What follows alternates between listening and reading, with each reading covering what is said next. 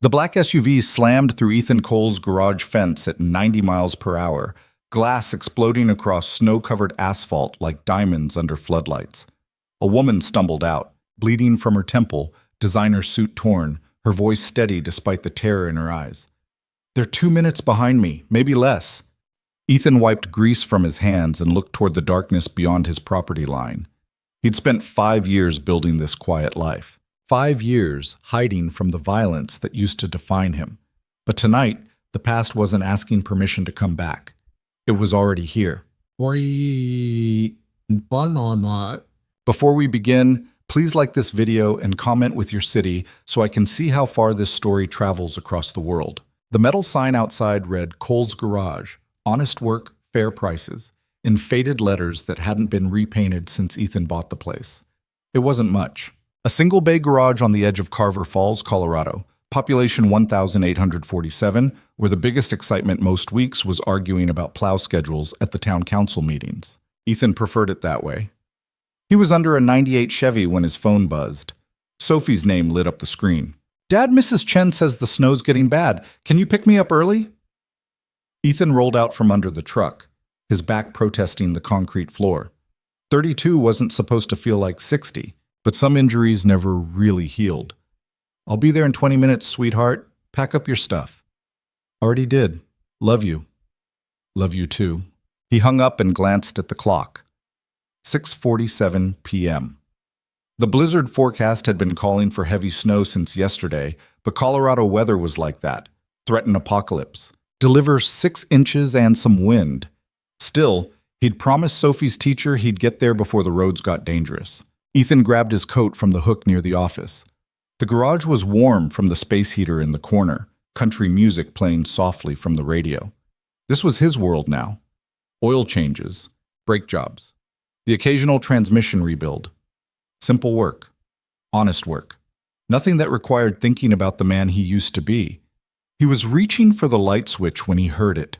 The sound was distant at first, muffled by falling snow and the wind rattling the garage door. But Ethan's ears had been trained to recognize certain things, and high-performance engines pushing past their limits was one of them. He paused, hand still on the switch, listening. The engine sound grew louder, closer. Too fast for these roads in this weather. Then came the crash. The impact shook the building's frame. Metal screamed against metal, glass shattered, and something heavy slammed into the chain-link fence surrounding his property. Ethan's body moved before his mind caught up, muscle memory from another life taking over. He grabbed the tire iron from the workbench and moved toward the garage door. Through the small window, he could see it. A black Cadillac Escalade, front end crumpled, steam rising from the hood. The vehicle had torn through 30 feet of fence and come to rest sideways across his parking lot. Ethan hit the button. The garage door rolled up with its usual grinding noise, and cold air rushed in, carrying snow and the smell of burning rubber. The driver's door opened. A woman stepped out. Mid-30s, maybe. Dark hair pulled back in what had probably been a professional bun before the crash turned it into a mess of loose strands. Blood ran from a cut above her left eyebrow, but her eyes were sharp, focused, scanning the darkness beyond the property line. She wore a charcoal business suit that probably cost more than Ethan made in a month, now torn at the shoulder and spotted with blood. She saw him and stopped. "Are you the owner?" Her voice was steady. Too steady for someone who'd just crashed through a fence at highway speeds. "That's me? You hurt?" "Not badly." She glanced over her shoulder again, toward the road. "But I need help, now." Ethan stepped out into the snow. "I can call an ambulance." "No." The word came fast, sharp. "No police, no ambulance, no calls." That was when Ethan saw her hands. They weren't shaking. Not from cold, not from shock, not from whatever adrenaline dump should have been flooding her system after that crash. This woman was scared, but she wasn't panicking. She was calculating. "Ma'am, you just put an SUV through my fence. I'm going to need some kind of explanation before—" "They're coming." She took a step toward him, and now he could see the fear behind those sharp eyes. "The people who did this to me, they're maybe 2 minutes behind, maybe less." Ethan felt something cold settle in his chest. Not fear, something older than that, something he'd tried very hard to forget. "Who's coming?" Men with guns, trained men, and they won't stop when they see you standing here. They'll kill you, burn this place down, and disappear before anyone even knows to ask questions." She looked directly at him. "So either let me borrow your phone so I can run, or get inside and lock your doors." Ethan studied her face. The blood, the torn suit, the way she kept checking the road. This woman was running from something real, something dangerous. Every instinct he'd developed over 5 years of quiet life screamed at him to call the sheriff and let the system handle it. But he'd been in the system once. He knew exactly how that could end. "What's your name? Does it matter?" "If people are about to shoot up my garage, yeah, it matters." She hesitated, then, "Vanessa. Vanessa Hale." The name hit him like a punch. Vanessa Hale, CEO of Hale Defense Technologies. He'd seen her on the news a few times, usually standing at podiums talking about defense contracts and innovation. Forbes had called her one of the youngest self-made billionaires in America. What the hell was she doing crashing through his fence in rural Colorado? "You're serious," he said, "about the guns." "Dead serious." Ethan looked past her toward the road. Headlights. Still distant, but moving fast. 2 vehicles, maybe 3. Coming from the same direction she had. He made his decision. Inside, now. Vanessa didn't argue. She moved quickly toward the garage, favoring her right leg slightly. Ethan followed, his mind already working through possibilities, angles, problems. He hit the button and the garage door rolled down, cutting off the view of the road. "How many?" he asked. 6 that I saw. Maybe more." "Professionals?" She looked at him sharply. "How do you know to ask that?" "Lucky guess." "Armed?" "Yes." "Bulletproof glass on that Escalade?" "Factory military grade. They shot through it anyway." Ethan walked to the workbench and pulled open a drawer. Inside was a Glock 19, old, well-maintained, chambered in 9mm. He checked the magazine, 15 rounds, and chambered a round. Vanessa's eyes went wide. "You keep a gun in your garage?" "Colorado. Everyone keeps a gun somewhere." He grabbed a second magazine from the drawer and shoved it in his pocket. "But I'm guessing 15 rounds won't mean much against 6 professionals." "It won't." "Then we've got a problem." Outside, the sound of engines grew louder. Ethan moved to the window and looked out carefully. 2 black SUVs, same model as Vanessa's, pulling into his lot. They stopped at angles, blocking the exit. Doors opened. Men stepped out.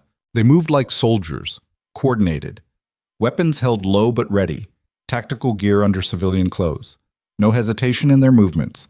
Ethan counted, 6 men total, all armed with what looked like HK-416 rifles. Military-grade hardware. These weren't local thugs or hired muscle. These were operators. "Stay behind the truck," he told Vanessa. "What are you going to do?" "Buy time." He moved to the side door that led to the small office attached to the garage. Through the window, he could see one of the men approaching, tall, buzz-cut, moving with the kind of confidence that came from knowing you had overwhelming force on your side. The man didn't knock. He tried the handle, found it locked, and took a step back. "Ethan Cole," the man called through the door. "We know she's in there. Send her out and this end's clean. Nobody else has to get hurt." Ethan stayed silent. "I'm going to count to 10, the man continued. "If that door isn't open by then, we're coming in. You're a civilian. You don't want to be in the middle of this." Ethan looked back at Vanessa. She'd pressed herself against the side of the truck, blood still running down her face. In the harsh fluorescent light of the garage, she looked younger than 30. Scared, trying very hard not to show it. "Who are these people?" he asked quietly. "Private contractors. Working for someone inside the government." "Why do they want you?" "Because I built something they want, something worth killing for." "What did you build?" "An AI system, military-grade decision architecture. It's worth—" She stopped, shook her head. "It doesn't matter what it's worth. What matters is they can't have it." Outside, the man had reached 7. Ethan looked at the Glock in his hand. 15 rounds. 6 men.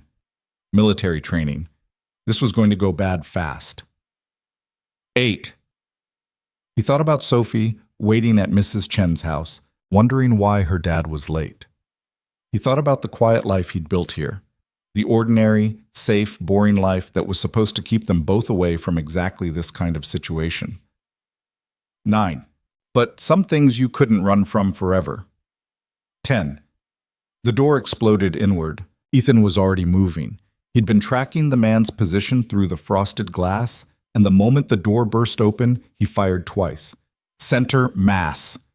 The man went down hard. Tactical vest stopping the rounds, but the impact enough to put him on his back. Ethan didn't stop. He pivoted left as return fire tore through the office, punching holes in the cheap drywall. He fired 3 more rounds through the doorway, forcing the others back, buying seconds. "How many exits?" Vanessa shouted over the gunfire. 2.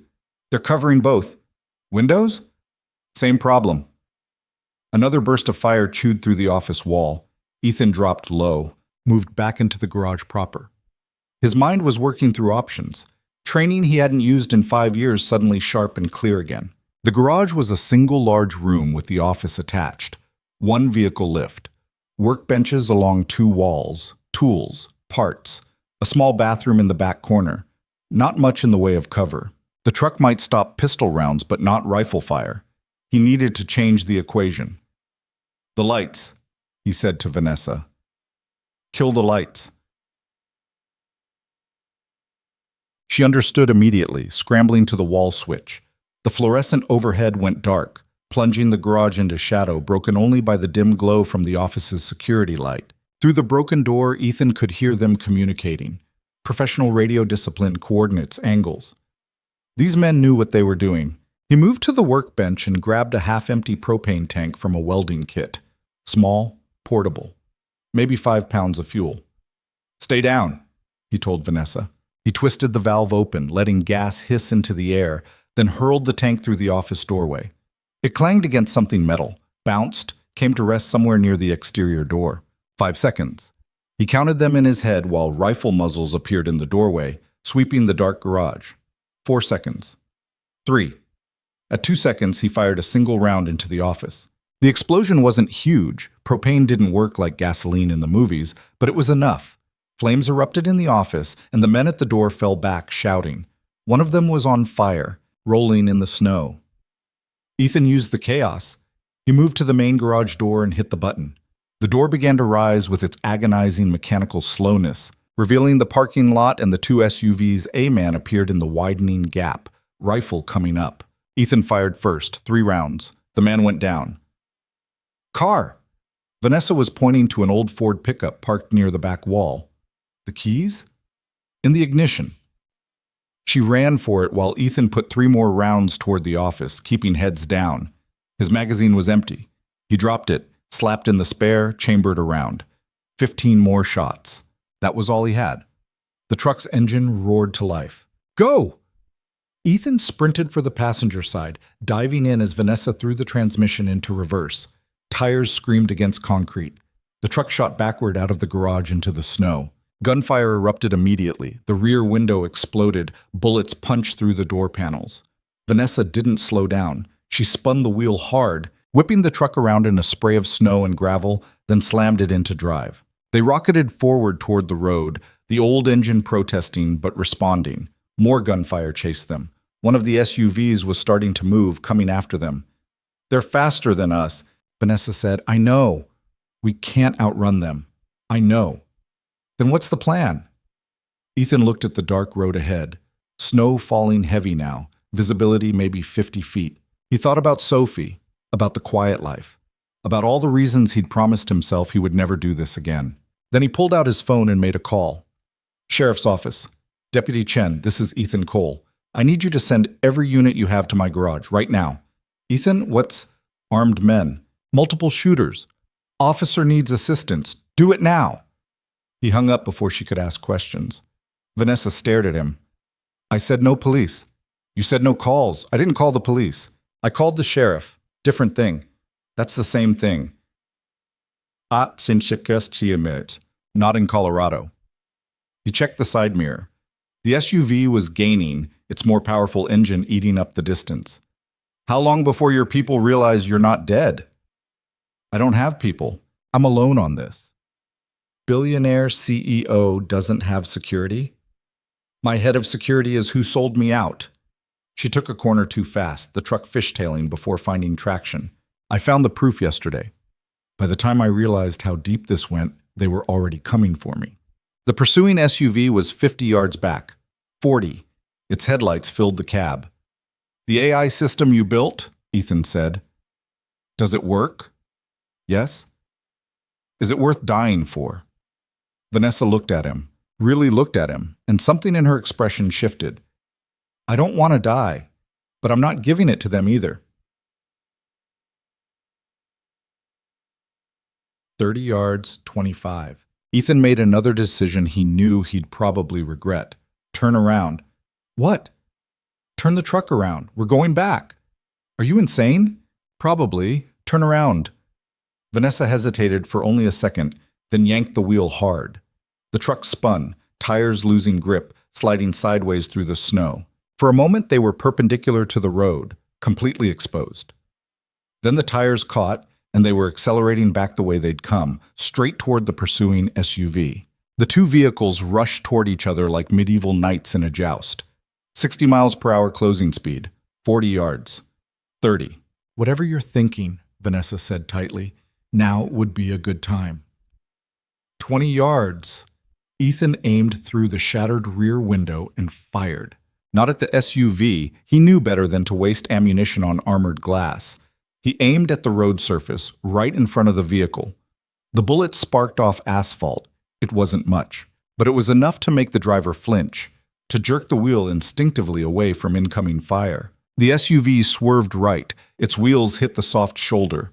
At that speed, in that snow, there was no recovering. The vehicle went sideways, then rolled, metal shrieking as it tumbled through the ditch. Vanessa rocketed past the wreck without slowing. My garage, Ethan said. Head back there. You want to go back to where they know we are? They think we're running. Let them chase ghosts for a while. We need time to think. They reached the garage 3 minutes later. The office was still smoldering. The man Ethan had shot was gone, either helped away by his team or tough enough to walk on his own. No sign of the others. Vanessa pulled the truck inside and Ethan hit the door button. It rolled down, sealing them in. For a moment, neither of them spoke. The adrenaline was starting to wear off, replaced by the shaky aftermath that always followed violence. Ethan's hands weren't quite steady as he ejected the magazine and checked the rounds. 8 left. You're not a mechanic, Vanessa said quietly. I am now. But you weren't always. Ethan didn't answer. He moved to the bathroom, grabbed the first aid kit from under the sink, and brought it back to where Vanessa was leaning against the truck. Let me see that cut. She didn't argue. Up close, he could see it wasn't as bad as all the blood made it look. Scalp wounds always bled like hell, but it would need stitches. I can butterfly it for now, he said, opening the kit. But you'll want a real doctor to look at it. Can't risk a hospital. I know. He cleaned the wound with antiseptic, and Vanessa hissed but didn't pull away. You knew they were coming for you. You were ready to run. I have eyes inside the organization. Someone I trust warned me they were moving tonight, but not enough warning to get proper help. No. Ethan applied the butterfly bandages carefully, pulling the edges of the cut together. His hands were steadier now, falling into the familiar rhythm of field medicine. How'd you end up at my garage? Random. I was just looking for somewhere to stop, somewhere remote. She paused. Bad luck for you. Maybe. He finished with the bandage and stepped back. Or maybe not. What does that mean? Before he could answer, his phone rang. The display said Mrs. Chen. Ethan's stomach dropped. He'd forgotten. Sophie. He answered, Mrs. Chen, I'm so sorry. Ethan, there are men here. His blood turned to ice. What? Men in suits.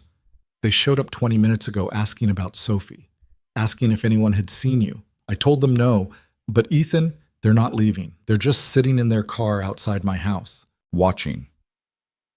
Ethan looked at Vanessa. She'd gone pale. Mrs. Chen, listen to me very carefully. Take Sophie to your basement. Lock the door. Do not come out until I get there. Do you understand? Ethan, what's happening? Please, just do what I'm asking. Okay, we're going now. What? She hung up. The rage that filled Ethan's chest was old and familiar. He'd spent 5 years trying to bury it. 5 years building a life where his daughter would never have to see what he was capable of. But they'd gone to her school. They'd put men outside her teacher's house. They'd threatened Sophie. "I'm sorry," Vanessa said. Her voice was barely a whisper. "I'm so sorry, eh?" Ethan set the phone down carefully. When he spoke, his voice was calm. Too calm. "These people you're running from, the ones who want your technology, they have a command structure?" "Yes." "Someone at the top? Someone making the calls?" "Yes, a man named Victor Kane. I know who Victor Kane is." Ethan walked to the workbench and started pulling open drawers. "He runs covert operations for the Defense Intelligence Agency. Black budget. No oversight. He's been doing it for 15 years. "How do you know that?" Ethan found what he was looking for. A small thumb drive taped to the underside of the bottom drawer. He pulled it free and held it up. "Because 5 years ago, I used to work for him." The silence that followed was absolute. Vanessa stared at him. "What?" "My name wasn't always Ethan Cole. Well, the Ethan part was real. But I had a different last name. A different life." He turned the thumb drive over in his fingers. "I was part of Kane's unit, covert operations, things that officially never happened." "You're lying. You crashed through my fence with military contractors shooting at you, and I killed 3 of them without breaking a sweat. Do I seem like I'm lying?" Vanessa's eyes went wider. "The extraction mission, Syria, 5 years ago. You remember it. They told me it was a kidnapping. Extremists. They said a team went in and got me out before—" She stopped. Understanding dawned across her face. "It wasn't extremists." "No. It was Kane's people. He wanted your research. Already wanted it back then, before you even built the full system. He was going to grab you, force you to work for him off book, build him weapons nobody could track." Ethan's voice was flat, emotionless. "I was supposed to be part of the team that delivered you to him. But you didn't." "No. I got you out instead. Burned my whole team to do it. Then I disappeared before Kane could finish the cleanup. Changed my name, moved to the middle of nowhere, opened a garage." He looked at her. "I spent 5 years hoping he'd forgotten about me, that I could just be a mechanic and raise my daughter in peace. But he didn't forget. Kane never forgets." Vanessa's hands were shaking now. "So this was never random. Me crashing here. This is—" "No." Ethan cut her off. "This part was random. Kane doesn't know I'm here. If he did, we'd both already be dead. You running into my garage was just bad luck. But now he's about to find out." Ethan pocketed the thumb drive. "Because I'm going to make sure he does." "Why?" "Because he sent men to my daughter's school." The rage was still there, controlled but absolute. "Because he threatened the one thing in this world I will burn everything down to protect." Outside, sirens were approaching. Ethan had bought them maybe 10 minutes before the sheriff's deputies arrived, and this became even more complicated. "That thumb drive," Vanessa said. "What's on it?" "Insurance. Everything I collected during my time with Kane. Names, dates, operations, bank accounts. Proof of every law he's broken for the last 15 years. Ethan looked at her. "I kept it hidden in case he ever came for me. Mutually assured destruction." "Will it stop him?" If I can get it to the right people, maybe. But Kane spent years building relationships with those exact people. He's got protection at every level." Ethan's jaw tightened. "Which means we need leverage. Something he can't afford to lose." "Like what?" "Like you. Like your AI system. Like proof that he's running an illegal operation to steal military technology from American citizens." Ethan pulled out his phone again. "You said someone inside your organization warned you. Someone you trust. Can you contact them?" "Yes. My CTO, Rebecca Park. She's the only one who knows the full truth about what I built." "Call her. Tell her to grab every piece of evidence she has about Kane's operation and bring it to—" He stopped. The sirens were getting very close now. Tell her to bring it to county lockup. We're about to be arrested. What? It's the only play we have.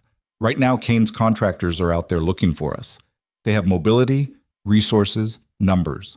But they can't walk into a sheriff's station and start shooting deputies. Not without causing the kind of attention that even Kane can't cover up. Ethan moved toward the garage door. We let the sheriff take us in. We make it loud, official, impossible to disappear quietly. Then we use the time to build a case Kane can't suppress. And your daughter? The question hung in the air. I'm going to call in a favor, someone who can get her somewhere safe while this plays out. His expression hardened. And if Kane has already touched her, then the thumb drive won't matter anymore. I'll kill him myself. The sirens were right outside now. Flashing lights painted the garage walls red and blue through the windows. Vanessa watched him carefully. You're serious about all of it? Every word. Why are you helping me? You don't know me. You could hand me over to Kane, take whatever deal he offers. Protect your daughter that way. Ethan looked at her. In the harsh light, covered in blood, scared but refusing to break, she reminded him of every reason he'd walked away from Kane's world in the first place. Because 5 years ago, I decided some things were worth risking everything for, worth being more than just another soldier following orders. He picked up the Glock and set it on the workbench where the deputies would see it immediately. Cooperation. Tonight, you're asking me to make that choice again, to step up when it matters. And I've got an 8-year-old daughter who's going to grow up in the world we leave behind. I want her growing up in one where people like Kane don't win. The garage door shook as someone pounded on it. Sheriff's Department, open up! Ethan moved to the control button. Last chance to run. Vanessa straightened, wiping blood from her face, pulling together the shattered remains of her billionaire CEO composure. I didn't come this far to run now, sweet. Bum-tum. All right then. Ethan hit the button. The door began to rise. Let's go remind them why they should have left us alone. The door rolled up to reveal 6 sheriff's deputies, weapons drawn, faces tight with tension. Behind them, more vehicles were arriving. EMTs, state police, the whole circus. Deputy Chen stood at the front and her eyes went wide when she saw Ethan. Jesus Christ, Ethan, what the hell happened here? So Ethan raised his hand slowly. It's a long story, Rachel, but the short version is you've got a billionaire CEO in protective custody and about 30 federal crimes to sort through. He glanced at Vanessa. Also, I need you to send a unit to Mrs. Chen's house right now. There are armed men watching it. Armed men? Ethan, what? Right now, Rachel. My daughter's there. That got her moving. She barked orders into her radio while 2 deputies moved forward to secure the scene. They cleared Ethan and Vanessa, then guided them toward separate patrol cars with the practiced efficiency of small-town cops, who didn't see this kind of excitement often, but trained for it anyway. As they separated Vanessa from him, she looked back once. Her eyes met his across the parking lot, and he saw the question there. Are we really doing this? Ethan gave the smallest nod. Then they were in the cars, doors closing, and the long night was just beginning. The patrol car pulled away from the garage, and through the rear window, Ethan watched his quiet life disappear into the snow and flashing lights. 5 years of peace, of normalcy, of pretending the past didn't exist. It had been a good 5 years, but they were over now. The holding cell at the Carver Falls Sheriff's Station smelled like industrial cleaner and old coffee. Ethan sat on the metal bench, hands cuffed in front of him, watching the second hand tick around the wall clock. 11:43 p.m. Sophie would be terrified by now. Mrs. Chen was good people, but she wasn't equipped to explain why armed men were watching her house or why Sophie's father hadn't shown up to take her home. The door opened. Deputy Rachel Chen walked in carrying 2 styrofoam cups of coffee. She set one down in front of him and kept the other, leaning against the wall with the exhausted posture of someone who'd been on shift for 14 hours and counting. Your daughter's safe, she said without preamble. State police pulled up to my mother's house and the men watching it scattered. Mom's keeping Sophie in the basement like you asked. She's scared, but she's okay. The relief hit Ethan hard enough that he had to close his eyes for a second. Thank you. Don't thank me yet. I've got the FBI, ATF, and about 3 different federal agencies calling my sheriff demanding to know what the hell happened at your garage tonight. Rachel took a sip of coffee and grimaced. Your billionaire friend lawyered up about 30 seconds after we brought her in. Got some hotshot attorney on video call from New York threatening to sue us for unlawful detention. She say anything useful? Nothing. Just that she was driving through town when armed men started shooting at her. She crashed. You helped, and that's all she knows. Rachel's eyes narrowed. But you're going to tell me more than that, aren't you? How much do you want to know? All of it. Starting with who those men were and why they had military-grade weapons at your garage. Ethan picked up the coffee. It was terrible, but it was hot. You know I was Army before I moved here. Everyone knows that. You don't talk about it, but it's not a secret. What nobody knows is what I did in the Army, or who I worked for afterward. He met her eyes. I was part of a classified unit, covert operations, the kind that don't officially exist. Rachel's expression didn't change, but her posture shifted slightly, more alert. Go on. 5 years ago, I walked away from that life. Changed my name, bought the garage, raised my daughter. I thought I'd buried it deep enough that it would never find me. He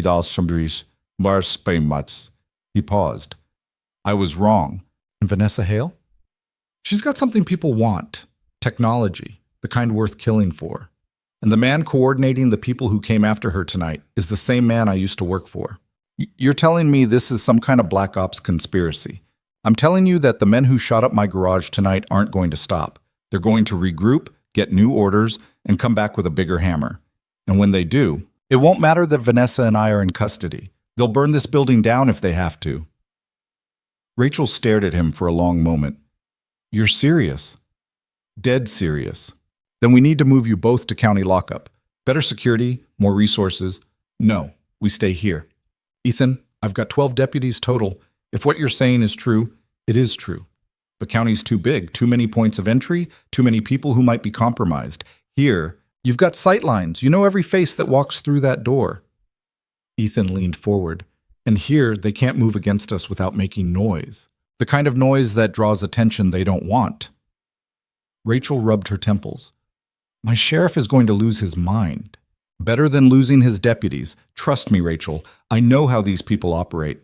She didn't answer immediately. The silence stretched out while she weighed her options, and Ethan could see the moment she made her decision. Fine, but you're going to tell me everything. Names, dates, whatever evidence you have. Because if federal agents show up here with badges and warrants, I need to know whether to cooperate or call my union rep. Fair enough. Ethan pulled the thumb drive from his pocket and set it on the table between them. Everything's on here. Operations logs, financial records, communication intercepts. 5 years of evidence that Victor Kane and his unit have been running illegal operations under the cover of national security. Rachel picked up the drive carefully, like it might explode. Picked up. And this is admissible? Some of it. Enough to start an investigation that can't be buried quietly. He paused. But only if it gets into the right hands. Kane's got friends in every agency that matters. We need someone outside his reach. Who? I'm working on that. The door opened again and Sheriff Tom Reeves walked in. He was 60 years old, gray-haired, with the kind of weathered face that came from 40 years of dealing with the worst people in 3 counties. He looked at Ethan, then at Rachel, then at the thumb drive on the table. Someone want to tell me why the FBI just called demanding we release Ms. Hale into their custody immediately? Rachel straightened. What did you tell them? I told them we're processing a crime scene and she's a material witness. That bought us maybe 3 hours before they show up with federal marshals. He pointed at Ethan. You're the mechanic who never talks about his past. Now I've got dead bodies at your garage and feds crawling up my ass. Start explaining. So Ethan did. He gave Reeves the abbreviated version. His time in Kane's unit, the mission 5 years ago, the thumb drive, Vanessa's technology, and why armed contractors had tried to kill her tonight. He left out some details, but the core truth was there. Reeves listened without interrupting. When Ethan finished, the sheriff pulled out a chair and sat down heavily. Son of a bitch, he said quietly. Yeah. You're telling me we're sitting in the middle of a federal clusterfuck? Pretty much. And the woman in my other holding cell is a billionaire who built some kind of military AI. Yes, sir. And the people who want her dead are connected to U.S. intelligence. Connected to one man in U.S. intelligence, Victor Kane. Everyone else is just following orders without knowing the full picture. Reeves looked at the thumb drive. That thing really has evidence? Enough to end Kane's career and probably put him in federal prison. Then why hasn't anyone stopped him before now? Because nobody had proof. Kane's been smart. He operates in the shadows, uses cutouts, burns anyone who gets too close to the truth. Ethan's voice hardened. But he made a mistake tonight. He sent people after Vanessa in the United States on American soil using military contractors. That's harder to hide than operations overseas. Unless he kills everyone who knows about it, Rachel said quietly. That's the plan. Yeah. Reeves stood up and paced to the window. Outside, the snow was still falling, covering everything in clean white silence. FBI will be here by morning. When they arrive, they'll take Ms. Hale and probably you too. Once you're in their custody, Kane can make you both disappear. I know. So what's your play? We need to get this information to someone Kane can't touch. Someone with enough authority to launch an investigation he can't suppress. Ethan looked at Rachel. You said Vanessa's lawyer is on video call? Yeah, some Manhattan firm. Why? Because she didn't just call any lawyer. She called someone she trusts. Someone outside Kane's reach. He stood up. I need to talk to her. Reeves and Rachel exchanged glances. Ethan, Reeves said slowly, you're technically under arrest for what? Defending myself? Helping a woman who was being attacked? Ethan shook his head. You and I both know you're not charging me with anything. You're holding me in protective custody while you figure out what the hell to do, which means I can waive my right to separate detention and request to speak with Ms. Hale. It's all legal. Reeves sighed. Rachel, go get Ms. Hale. Bring her to interview room 2. And someone get these cuffs off Mr. Cole. 3 minutes later, Ethan sat across a metal table from Vanessa Hale. She'd cleaned the blood off her face, and someone had given her a sheriff's department sweatshirt to replace her torn suit jacket. The butterfly bandages on her forehead were already starting to peel at the edges. She looked exhausted and wired at the same time, running on adrenaline and fear. Your lawyer still on the line? Ethan asked. Yes, Rebecca made some calls, got me representation fast. Rebecca Park, your CTO, was. You remember? I remember everything you told me tonight. He leaned forward. Did she find the evidence? The proof about Kane's operation? Vanessa nodded slowly. She's been digging for weeks, ever since I found out my head of security was feeding information to someone outside the company. She's got communications, financial transfers, meeting logs, everything that proves Kane's been trying to acquire my technology through illegal channels. Where is she now? Safe house, Manhattan, with copies of everything stored in 3 separate locations. Vanessa's eyes were sharp despite the exhaustion. But that doesn't help us if we're dead before we can use it. We're not going to die. You sound very confident for someone sitting in a holding cell. I've been in worse situations. What? Have you? There was an edge to her voice now. Because from where I'm sitting, we've got maybe hours before federal agents show up and hand us over to the same people who tried to kill me tonight. That's not going to happen. Why not? Because I spent 5 years preparing for the possibility that Kane would find me. I've got contingencies, people who owe me favors, ways to get information to the right places even if I'm not around to deliver it myself. He paused. But there's something I need from you first. What? The truth about what you built, not the corporate press release version, the real version. Vanessa studied his face for a moment, then made a decision. It's called Aegis, Autonomous Executive Guardian Intelligence System. On paper, it's a military decision support platform, processes tactical data, runs simulations, helps commanders make faster decisions in combat situations. And off paper, it's the most advanced artificial intelligence system ever built for military applications. It doesn't just support decisions, it makes them. It can coordinate drone strikes, manage battlefield logistics, even predict enemy movements with 93% accuracy. She looked down at her hands. In the wrong hands, Aegis could wage war without human oversight. No checks, no balances, just pure algorithmic efficiency. Jesus. The Defense Department commissioned it 3 years ago, paid for the research, the development, everything. But I built in safeguards, kill switches, ways to shut it down if it ever started operating outside ethical parameters. Her voice got quieter. Kane found out about those safeguards 6 months ago. He wanted me to remove them, said they compromised operational effectiveness. And you refused. Of course I refused. Aegis without safeguards isn't a defense system. It's a weapon of mass destruction. She met his eyes. That's when Kane started planning to take control. If I won't remove the safeguards willingly, he'll take the system and do it himself. Can he, without you? Eventually, with enough time and the right people, yes. But it would take months, maybe years, and there'd be gaps in the code, vulnerabilities he wouldn't know about. She leaned forward. That's why he wants me alive. He needs me to make it work properly. Once he has what he needs, he kills you. Yes. The silence that followed was heavy. This system, Ethan said finally. Aegis, where is it now? Distributed across 17 secure servers, military-grade encryption, air-gapped from public networks. Vanessa's expression was grim. But Kane has people inside the Defense Department. If he gets authorization to access those servers under the guise of a security review or emergency protocol, he could copy everything before anyone realizes what's happening. So we need to stop him before he gets that authorization. That's what I've been trying to do for 6 months, but he's too well connected. Every time I tried to raise concerns through official channels, I got stonewalled. Every report I filed got buried. Every meeting I requested got canceled. Frustration bled through her voice. He's built a wall around himself using bureaucracy and classified operations. The normal systems don't work. Then we use abnormal systems. Like what? Ethan pulled out his phone.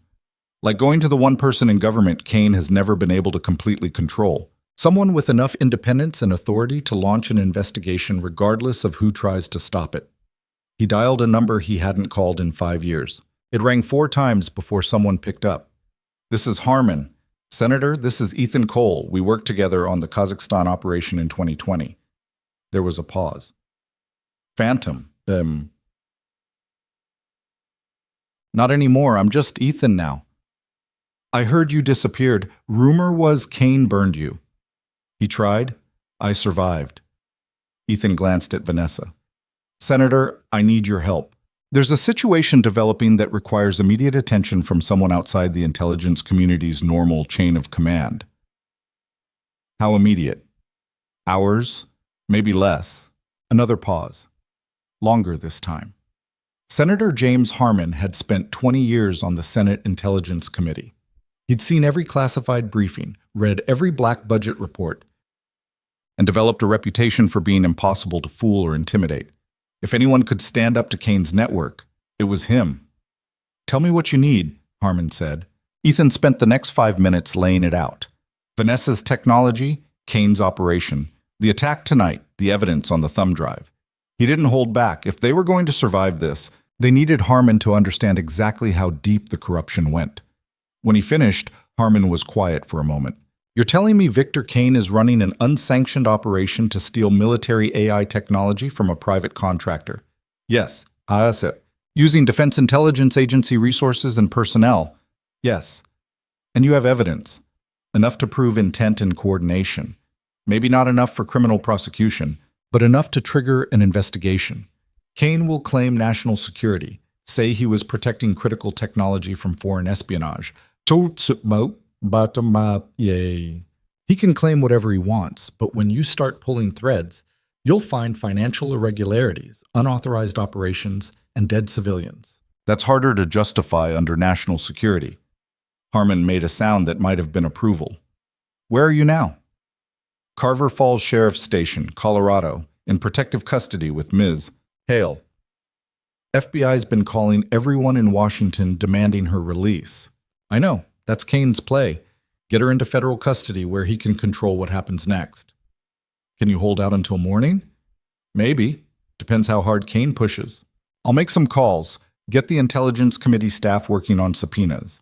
Once we have official oversight inquiries filed, it becomes much harder for Kane to move against you without triggering scrutiny.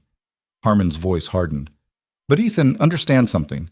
If you're wrong about this, if Kane's operation is legitimate and you're interfering with sanctioned activity, I can't protect you. I'm not wrong. Good. Then stay alive until I can get resources to your position. He hung up. Ethan set the phone down and looked at Vanessa. That bought us maybe 6 hours. Harmon's good, but Kane's network runs deep. The moment he hears the Intelligence Committee is asking questions, he'll know we reached out. So what do? We prepare for the worst. The door opened and Sheriff Reeves stepped in. Mr. Cole, there's someone here to see you. Who? Your daughter. Everything stopped. Ethan was on his feet before he consciously decided to move. She's supposed to be at Mrs. Chen's house. She is, but she's on the phone, demanding to talk to her father. Reeves's expression was gentle. She's scared, Ethan. She needs to hear your voice. They led him to a phone at the front desk. His hands were shaking as he picked it up. Sophie? Daddy? Her voice was small and terrified. Mrs. Chen said you got arrested. She said there were bad men and you had to go away and... Sophie, sweetheart, I need you to listen to me. I'm okay. I'm not arrested. I'm just helping the police with something. But the men are gone. The state police chased them away. You're safe at Mrs. Chen's house, and I'm going to come get you as soon as I can. When? It was the question he didn't have an answer for. When could he go get her? When would it be safe? When would Kane's people stop hunting them? Soon, baby. Very soon. You promise? The lie came easier than it should have. I promise. I'm scared. I know. But Mrs. Chen is keeping you safe, and I'm working with good people to make sure everything's okay.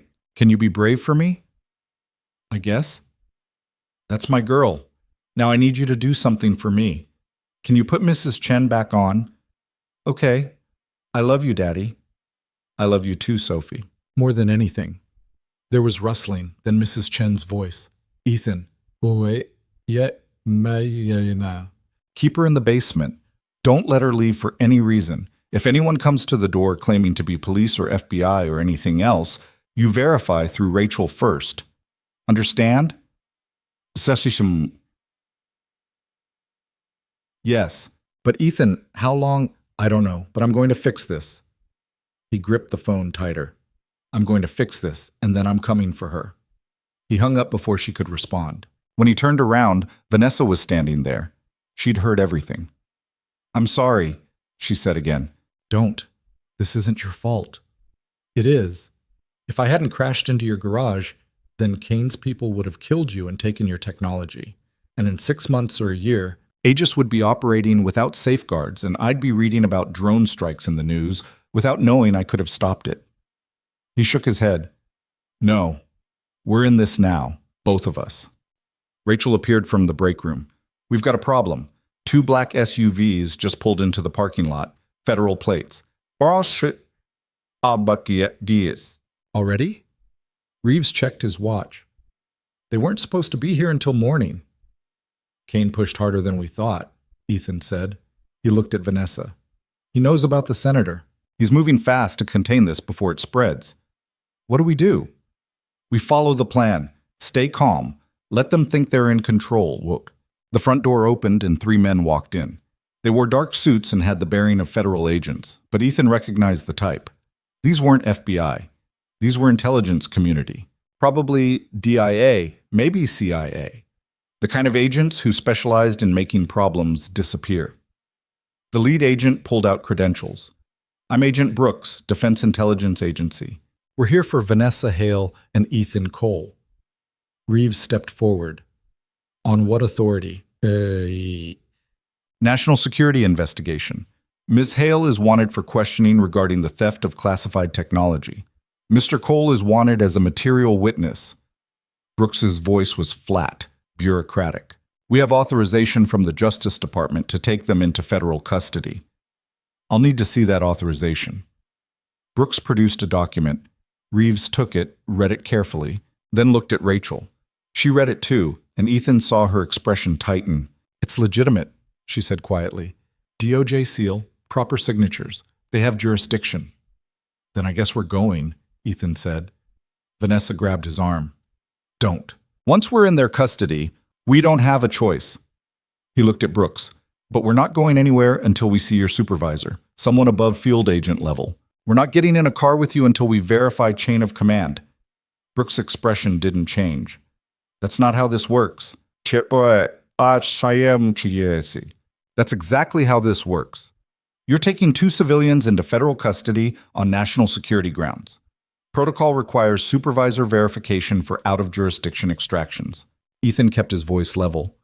Unless you're operating outside protocol. The silence stretched out. Brooks and his partners exchanged glances. Wait here, Brooks said finally. He stepped outside and made a phone call.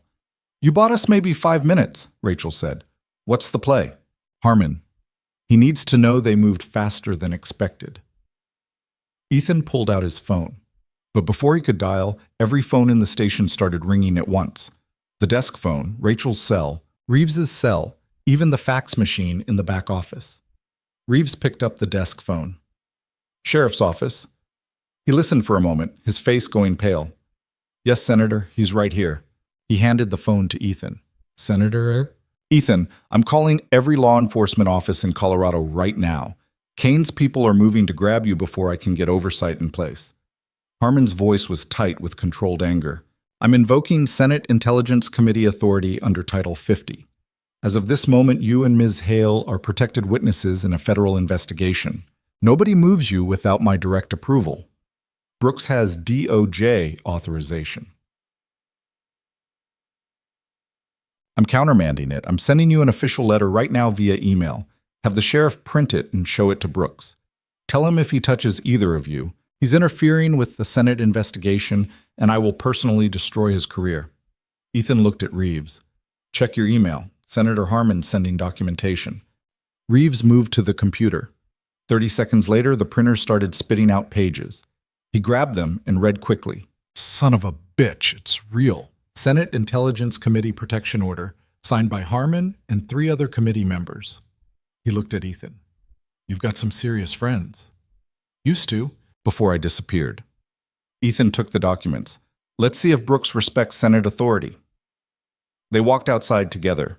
Brooks was still on the phone, but he ended the call when he saw them approaching. We're ready to transport, Brooks said. No, you're not. Ethan handed him the documents. As of 20 minutes ago, Ms. Hale and I are protected witnesses in a Senate Intelligence Committee investigation. You don't have authority to move us. Brooks read the documents. His jaw tightened. This is irregular. So is using DOJ authorization to extract witnesses in an ongoing intelligence investigation without proper oversight. Ethan kept his voice calm. You can call your supervisor. They'll confirm. Or you can leave now and save yourself the paperwork.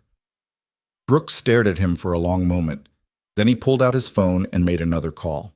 This one was brief. When he hung up, his expression was carved from stone. You're making a mistake, he said quietly. People who interfere with national security operations don't usually live to regret it. That sounds like a threat, Agent Brooks. It's a statement of fact. Brooks looked at Vanessa. Ms. Hale, when this protection order expires, we'll be back.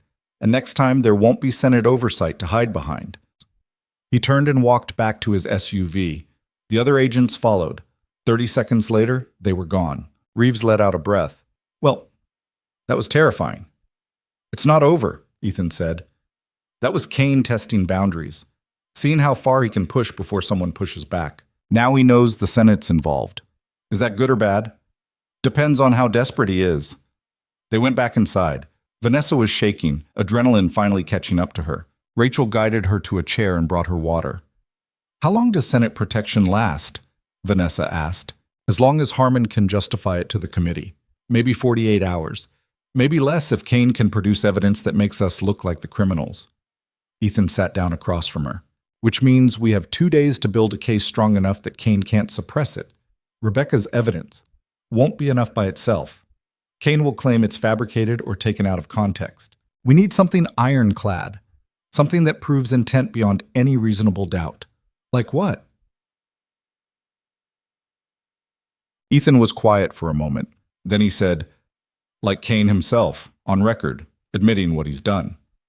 You want to get a confession? I want to force him into a position where he has to choose between admitting the truth or committing perjury in front of Senate oversight. He looked at her. Your AI system, Aegis, can it be demonstrated, shown to work in real time? Yes, but it would require access to the secure servers. What if I told you I know someone who can get us that access? Someone outside Kane's network. Vanessa's eyes widened. Who? Someone I saved during the Kazakhstan operation. Someone who owes me a favor big enough that they'll risk their career to help. He pulled out his phone again. But it's risky. If Kane finds out we're accessing AEGIS servers, he'll know we're planning something. Do we have another option? Not really. Then make the call. Ethan dialed. It rang twice. This is Major General Patricia Morrison. General, this is Ethan Cole. I need to call in my marker. There was a long pause. I was wondering if you'd ever use it. I didn't want to, but circumstances changed. I heard. Kane's been making noise about a rogue contractor and stolen technology. Some people are buying it. It's a lie. The contractor isn't rogue and the technology wasn't stolen. Kane's running an illegal operation to seize control of military AI systems. You have proof? Enough to raise questions. Not enough to stop him without help. Another pause. What do you need? Access to AEGIS servers. Just a demonstration. Enough to show Senate investigators that the system works and that Ms. Hale's safeguards are legitimate. That's a tall order. Those servers are locked down tight. But you're deputy commander of Cybercom. If anyone can authorize temporary access for oversight purposes, it's you. And if Kane finds out, then you tell him the truth. The Senate Intelligence Committee requested a demonstration as part of their investigation. You're just following orders. Morrison was quiet for a long moment. You saved my life in Kazakhstan. I remember. Fine. I'll authorize a 30-minute access window. Tomorrow at 1400 hours. That's all I can give you without raising red flags. That's all we need. Ethan, be careful. Kane doesn't lose gracefully. I know. She hung up. Ethan looked at Vanessa. We've got 24 hours to prepare. After that, we demonstrate AEGIS for the Senate committee and force Kane to respond. If he tries to stop the demonstration, it proves he's hiding something. If he doesn't stop it, the committee sees exactly what he's been trying to steal. And then? And then he either surrenders or he escalates. Either way, we'll know. The rest of the night passed in tense preparation. Rebecca Park arrived from New York on a red-eye flight, carrying encrypted hard drives with evidence of Kane's operation. She was a sharp-eyed woman in her 40s who looked like she hadn't slept in a week. Vanessa, she said when they brought her into the conference room. Thank God you're alive. Barely. Vanessa hugged her. Did you bring everything? Everything I could carry. Financial records, communications, meeting logs. Enough to prove Kane's been working on this for at least 18 months. Rebecca set the drives on the table. But I also found something else. Something worse. What? Kane's not just trying to steal AEGIS. He's been building his own version, a parallel development program funded through black budget allocations. He's already got a prototype. The room went silent. How far along, Wes? Ethan asked. Maybe 60% functional. Without Vanessa's safeguards, obviously, but if he gets his hands on the full AEGIS code, he can integrate it into his version and have a weaponized AI system operational within weeks. Vanessa's face went pale. He's been planning this since the beginning.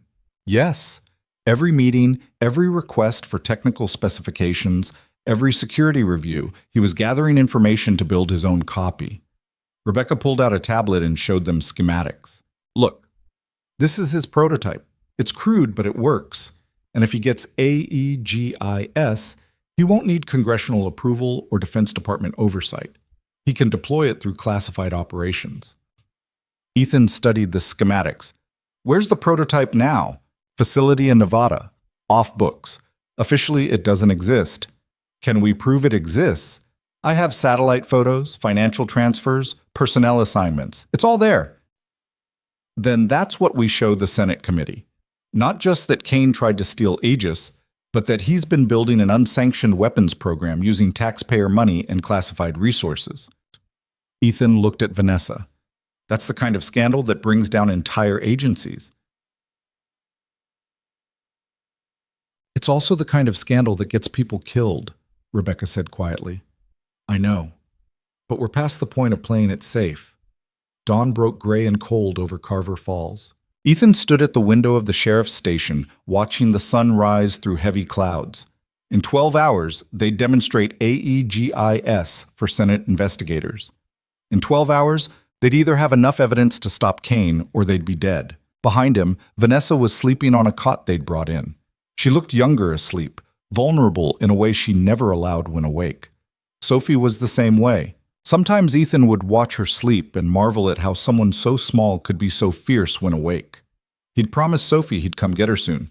He intended to keep that promise. Coffee? Rachel appeared beside him, holding 2 cups. Thanks. They stood in silence for a moment. You know, Rachel said quietly, when you moved here 5 years ago, I thought you were running from something. Maybe a bad divorce or financial problems. I never guessed it was this. I was running, just not from what you thought. Do you regret it, coming here? Ethan thought about it. The garage, the quiet life. 5 years of oil changes and brake jobs, and Sophie growing up in a small town where the biggest danger was ice on the roads. No, he said finally. I don't regret it. Those 5 years were the best of my life.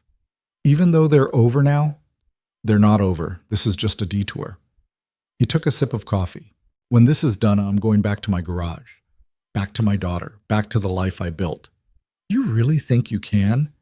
I have to, because if I can't, then Kane wins. And I'm not letting that happen. The phone on Rachel's desk rang. She answered it, listened, then handed it to Ethan. It's Senator Harmon. Ethan took the phone. Senator. Ethan, we've got a situation. Kane just filed formal charges against Ms. Hale with the Justice Department. Espionage, theft of classified materials, unauthorized access to defense systems. He's building a legal case to have her arrested regardless of Senate protection. Can he do that? If he can convince a federal judge the charges are legitimate, yes. And he's got enough fabricated evidence that some judges might bite. Harmon's voice was grim.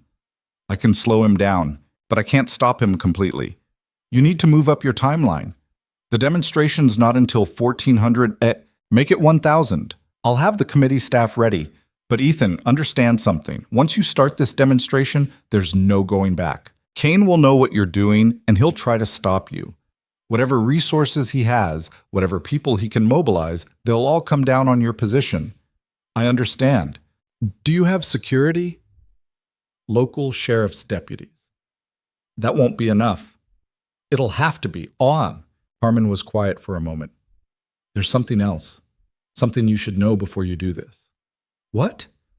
I pulled Kane's service record, everything classified. Ethan, he's been running black operations for 17 years. The body count attached to his operations is in the hundreds. People who got in his way, who threatened to expose him, who knew too much. A pause. What I'm saying is, Victor Kane doesn't just win. He burns everything to the ground to make sure he wins. I know. I worked for him, remember? Then you know what's coming. Yeah, I know. Ethan hung up and looked at Rachel. We need to wake everyone up, change of plans. Within an hour, the sheriff's station was transformed into a war room. Rebecca set up her laptops in the conference room, connecting them to secure servers through encrypted channels. Vanessa worked with her, preparing the Aegis demonstration. Reeves coordinated with state police to get additional security. Ethan checked his Glock, then checked it again. 15 rounds. It still wasn't enough. At 09:45, the Senate committee staff connected via secure video conference. 5 faces appeared on the screen. Investigators, lawyers, technical experts. Senator Harmon was there too, sitting in what looked like his office in Washington. "Ms. Hale," Harmon said, "are you ready to proceed?" Vanessa glanced at Ethan. He nodded. "Yes, Senator, I'm ready." "Then begin." Vanessa's fingers moved across the keyboard. Lines of code scrolled across multiple screens. Rebecca monitored secondary systems, watching for any signs of interference. Aegis is a military decision support system built on advanced AI architecture, Vanessa explained.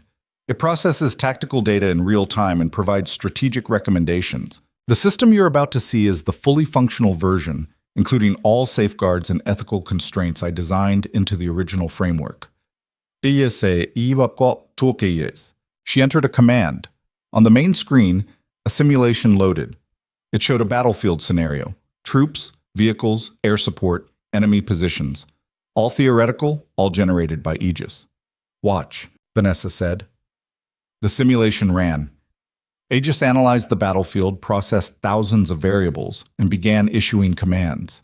Troop movements, airstrikes, artillery coordinates, everything coordinated within human precision. The Senate investigators leaned forward, watching intently. "Now watch what happens when I remove the safeguards," Vanessa said. She entered another command. The simulation reset. This time, when Aegis ran the scenario, the results were different. More aggressive, more lethal. Civilian casualties jumped from 0 to dozens. Collateral damage increased by 300%. This is what Aegis becomes without ethical constraints, Vanessa said quietly. An efficient killing machine with no moral compass. One of the investigators spoke up. "Ms. Hale, can you prove the system is the same one Mr. Kane has been trying to acquire?" "Yes." She pulled up documentation, design specifications. She pulled. Development timelines. These are the original military contracts. And here, she pulled up more files, are communications between my company and DIA officials over the past 18 months. You can see Kane's team requesting increasingly detailed technical specifications under the guise of security reviews. Rebecca added more evidence. And these are financial records showing unauthorized transfers from black budget accounts to private contractors. The same contractors who attacked Ms. Hale last night. The evidence mounted, document after document, email after email, a pattern of illegal activity spanning months. Then the power went out. The screens went dark. The conference room plunged into shadow. Emergency lights kicked in, casting everything in dim red. "What happened?" Harmon's voice came through a laptop running on battery power. Ethan was already moving. "Get away from the windows." He pulled Vanessa and Rebecca toward the interior wall. Outside, through the windows, he could see vehicles arriving. Not sheriff's vehicles. Not FBI. Military-style SUVs. At least 6 of them. "Rachel, ha!" Ethan shouted. She appeared in the doorway. Front and back entrances. Maybe 20 men, all armed. Reeves was on the radio calling for backup, but help was minutes away, and they had seconds. The front door exploded inward. The explosion ripped the front door off its hinges and sent it spinning across the lobby in a shower of splinters and twisted metal. Smoke poured in, thick and acrid, turning the emergency lighting into a red haze. Through it came the first operative, rifle up, moving with the kind of precision that said Special Forces training. Ethan fired twice before the man cleared the threshold. Center mass. The operative went down hard, but his vest caught the rounds. Ethan adjusted, fired once more. Headshot. The man dropped and didn't move. "Back office," Ethan shouted. "Move now!" Rachel was already herding Vanessa and Rebecca toward the rear of the building, while Reeves grabbed a shotgun from the weapons locker. 2 more deputies appeared from the break room, service weapons drawn, faces tight with fear and determination. Another operative came through the smoke. Ethan put him down with 3 rounds. Then another. The Glock's slide locked back. Empty. He dropped the magazine, slapped in his last spare, and kept moving backward. "How many rounds you got?" Reeves asked, racking the shotgun. 15. "You?" 8 shells, that's it. Then we make them count. The back door imploded in a spray of wood fragments. Flashbang grenades rolled across the floor. Ethan turned away, closed his eyes. The explosion was deafening even through the protection. His ears rang and his vision swam, but he kept moving, muscle memory taking over. Two operatives came through the back entrance. Reeves fired the shotgun twice. Both men went down. Rachel fired her service weapon, controlled pairs, covering the hallway that led to the holding cells. "Conference room," Ethan pointed. It was the only interior space with no windows and only one entrance, defensible, barely. "Get everyone inside!" They fell back in stages. Ethan and Reeves covering while the others moved, then Rachel and the deputies covering while Ethan reloaded. It was textbook small unit tactics, and it worked for maybe 30 seconds before the operatives adapted. Rifle fire chewed through the walls like they were paper. Bullets punched through drywall and wooden studs, showering everyone with dust and debris. One deputy went down, clutching his shoulder and screaming. Rachel dragged him into the conference room while Ethan put suppressing fire toward the lobby. They made it inside. Reeves slammed the door and shoved a filing cabinet in front of it. It wouldn't stop bullets, but it might slow them down. "Barricade the door!" Ethan moved to help. "Anything heavy?" They piled furniture against the entrance. Desks, chairs, another filing cabinet. Rebecca and Vanessa helped, their hands shaking but moving fast. The wounded deputy was on the floor, pale and bleeding but conscious. "Rachel, stop the bleeding," Ethan said. "Reeves, you and your other deputy watch that door. Anything comes through, shoot it." "What are you going to do?" Ethan looked at the ceiling. "Buy us time." The sheriff's station was old. Built in the 70s, that meant drop ceilings with acoustic tiles and metal frames. He climbed onto a desk, pushed aside a tile, and pulled himself up into the cramped space above. Pipes, ductwork, electrical conduit, and a path that ran the length of the building. He moved carefully, distributing his weight across the metal framework. The space was dark and filled with insulation and decades of accumulated dust. 20 feet ahead, he could see light coming through gaps in the tiles. The lobby, where the operatives were staging their assault. Voices filtered up through the ceiling, professional radio chatter, coordinates, breach points. These men were coordinating a tactical entry, and they had the building surrounded. Ethan found a position above the lobby and carefully lifted a ceiling tile a fraction of an inch. Through the gap, he could see 6 operatives, all armed with HK-416 rifles, all moving with the confidence of people who knew they had overwhelming force. He pulled the tile back fully. Slow, quiet. Nobody looked up. Ethan aimed down through the opening and fired 4 times in rapid succession. The angle was terrible and the lighting worse, but at this range it didn't matter much. 2 operatives went down before the others reacted. They scattered, taking cover, rifles swinging up toward the ceiling. Ethan rolled sideways as return fire tore through the acoustic tiles. Bullets punched through the thin material, some hitting pipes and sending steam hissing into the crawlspace. He scrambled along the framework toward the east side of the building, putting distance between himself and the breach point. More tiles exploded as the operatives fired blind into the ceiling. Ethan kept moving. His knee hit a pipe wrong and pain shot up his leg, but he didn't slow down. Behind him, he could hear the operatives shouting orders, adapting to the threat. He reached a position above the armory, the small room where the sheriff kept the department's rifles and body armor. The door was locked, but Ethan could see it through gaps in the ceiling. He dropped down, landing hard on the concrete floor, his bad knee protesting. The armory door had a simple deadbolt.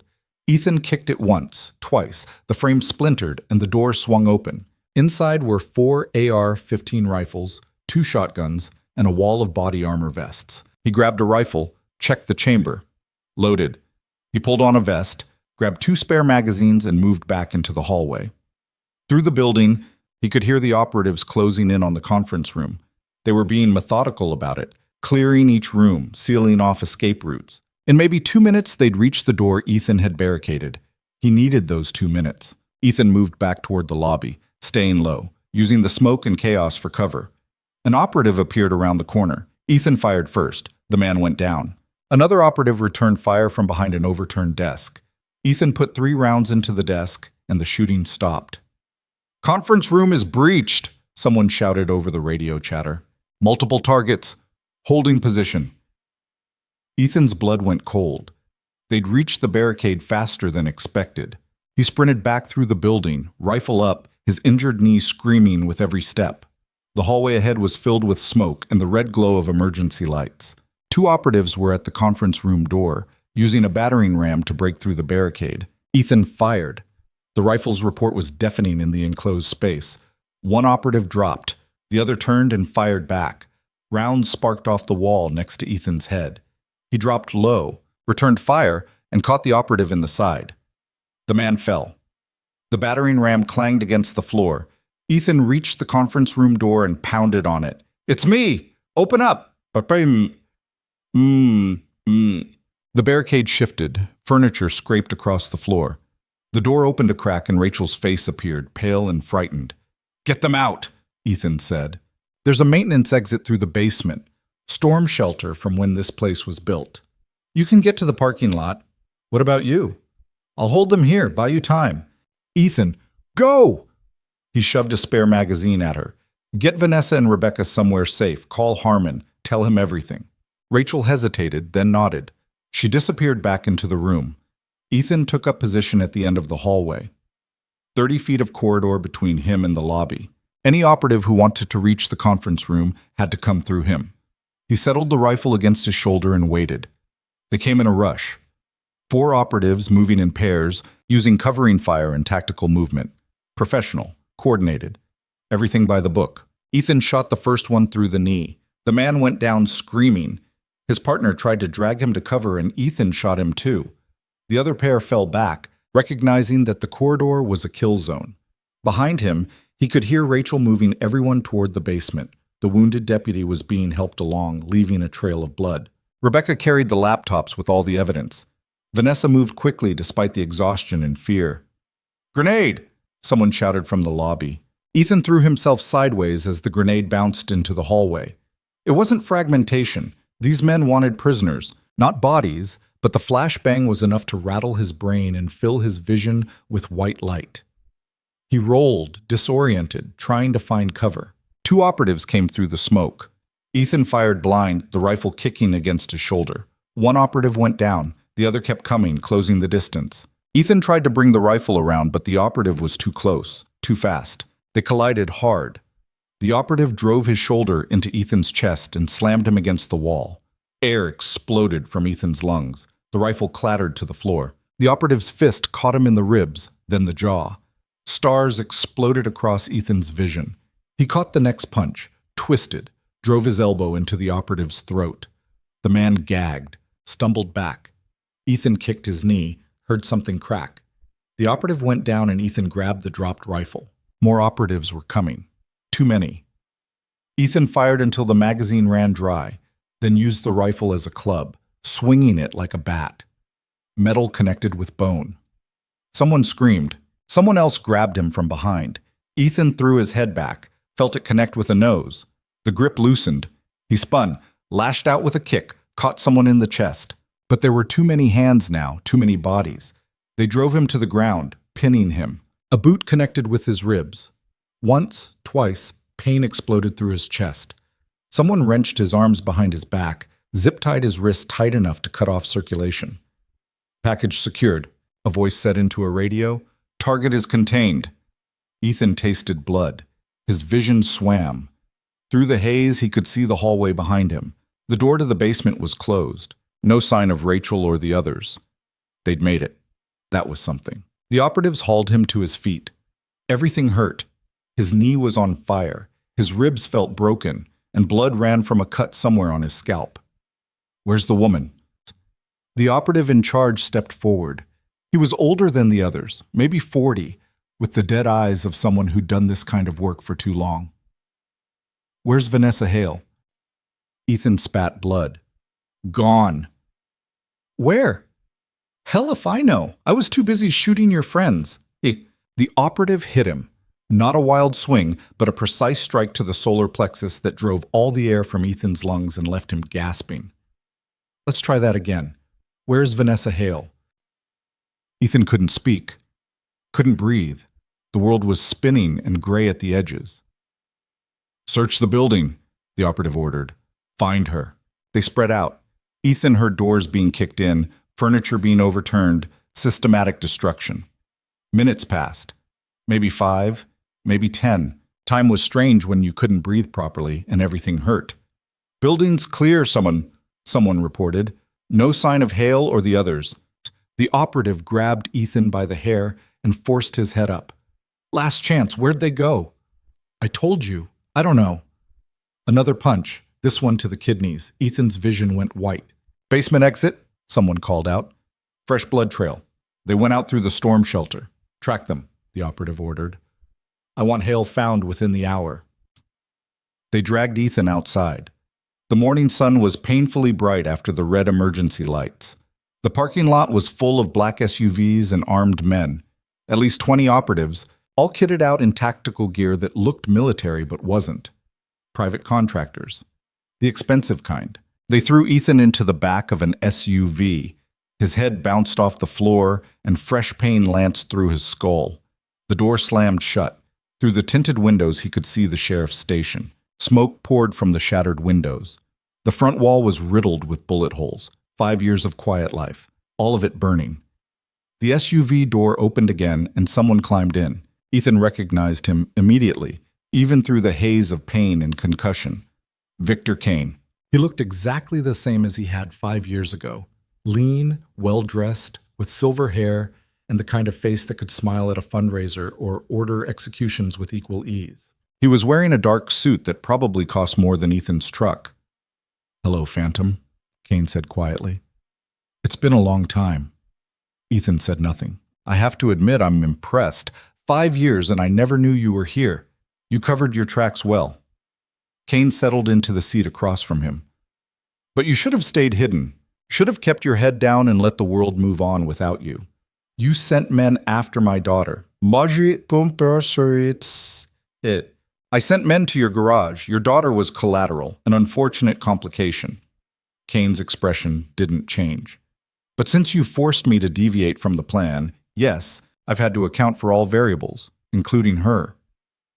The rage that filled Ethan's chest was cold and absolute. If you've touched her, she's fine for now. My people picked her up 20 minutes ago from Mrs. Chen's house. She's being held at a secure location along with her teacher. Neither has been harmed. You son of a... Careful. Kane's voice got harder. Your daughter's safety depends entirely on your cooperation. Right now, she's an asset, a way to ensure you do what I need. But the moment you stop being useful, she becomes a liability. And I don't keep liabilities. Ethan forced himself to breathe, to think past the fury. What do you want? The same thing I've always wanted. Vanessa Hale and her technology. You're going to help me find her. She's gone. Your men said so themselves. She can't have gotten far. Injured, exhausted, running on adrenaline, she'll make mistakes. Kane pulled out a tablet and showed Ethan a map. Red dots marked positions around Carver Falls. I have teams covering every road out of town, roadblocks at the county line, helicopter surveillance. She's trapped in a 10-mile radius, and that radius is shrinking. Well, the Senate knows what you're doing. Senator Harmon has evidence. You can't cover this up. Can I? Kane smiled. It didn't reach his eyes. By the time Harmon finishes navigating committee bureaucracy and filing oversight requests, this will be over. Vanessa Hale will be in custody, her technology will be secured, and you'll be dead. Another casualty of a terrorist attack that I heroically tried to prevent. Nobody will believe that. They'll believe what I tell them to believe. I've been managing narratives for 17 years, Ethan. I'm very good at it. Kane leaned forward. Now here's what's going to happen. You're going to tell me where Vanessa is most likely to run, what resources she has, who she might contact, and in exchange, I'll make sure your daughter lives through this. And if I don't, then Sophie Cole, age 8, becomes an orphan, and not the kind who gets adopted by a nice family. The kind who disappears into a system so broken that nobody even notices when children stop existing. Kane's voice was utterly flat. I won't enjoy it, but I won't lose sleep over it either. The SUV fell silent except for the idling engine. Ethan looked at Kane. Really looked at him. The man who'd commanded black operations for nearly 2 decades, who'd ordered killings on 5 continents, who'd built an empire on classified budgets and deniable actions. And Ethan made a decision. Vanessa has a contingency plan, he said slowly. Safe houses across 3 states. Money, weapons, Documents. She set it up years ago when she first started developing Aegis. Where? I don't know all of them, but she mentioned one. An old mining facility outside of Boulder, abandoned since the 80s. She owns it through a shell company. Kane studied his face. You're lying. I'm giving you what I know. You want more, you'll have to ask her yourself. Mining facility. Boulder. Kane pulled up the map on his tablet, zoomed in. There are dozens of abandoned mines in that area. Then you'd better start searching. Kane made a phone call. Redirect teams to Boulder, focus on abandoned industrial sites, mining operations, warehouses, anything that could serve as a safe house. He hung up and looked at Ethan.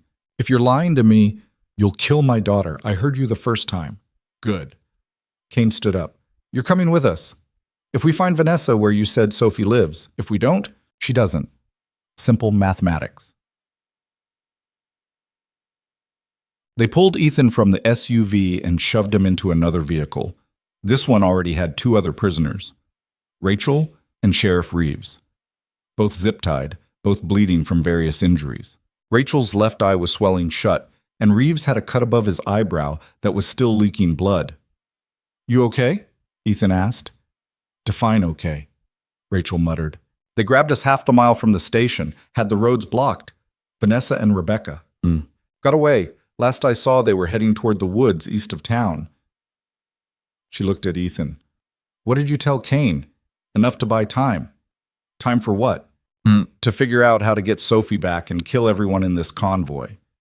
Reeves made a sound that might have been a laugh. With zip-tied hands and 3 broken ribs? I'm open to suggestions if you have better ideas. The SUV started moving. Through the window, Ethan watched Carver Falls disappear behind them. His town. His quiet life. Everything he'd built for Sophie. He'd lied to Kane about the mining facility. There was no safe house in Boulder. But Vanessa was smart. She'd figure out she was being hunted, and she'd go to ground somewhere Kane wouldn't think to look. Somewhere obvious enough that people would miss her, but remote enough to stay hidden. The question was how long before Kane realized he'd been played, and what he'd do to Sophie when he figured it out. They drove for 40 minutes. The landscape shifted from small-town streets to mountain highways to dirt roads that climbed into the foothills. The SUVs moved in convoy formation, 6 vehicles spread out with tactical spacing, professional, coordinated, everything Kane had always done. Ethan's hands were numb from the zip ties. His ribs sent sharp pains through his chest with every breath. His knee throbbed with a deep ache that suggested torn ligaments, but his mind was clear. Calculating, planning. Rachel was watching him. Whatever you're thinking, don't.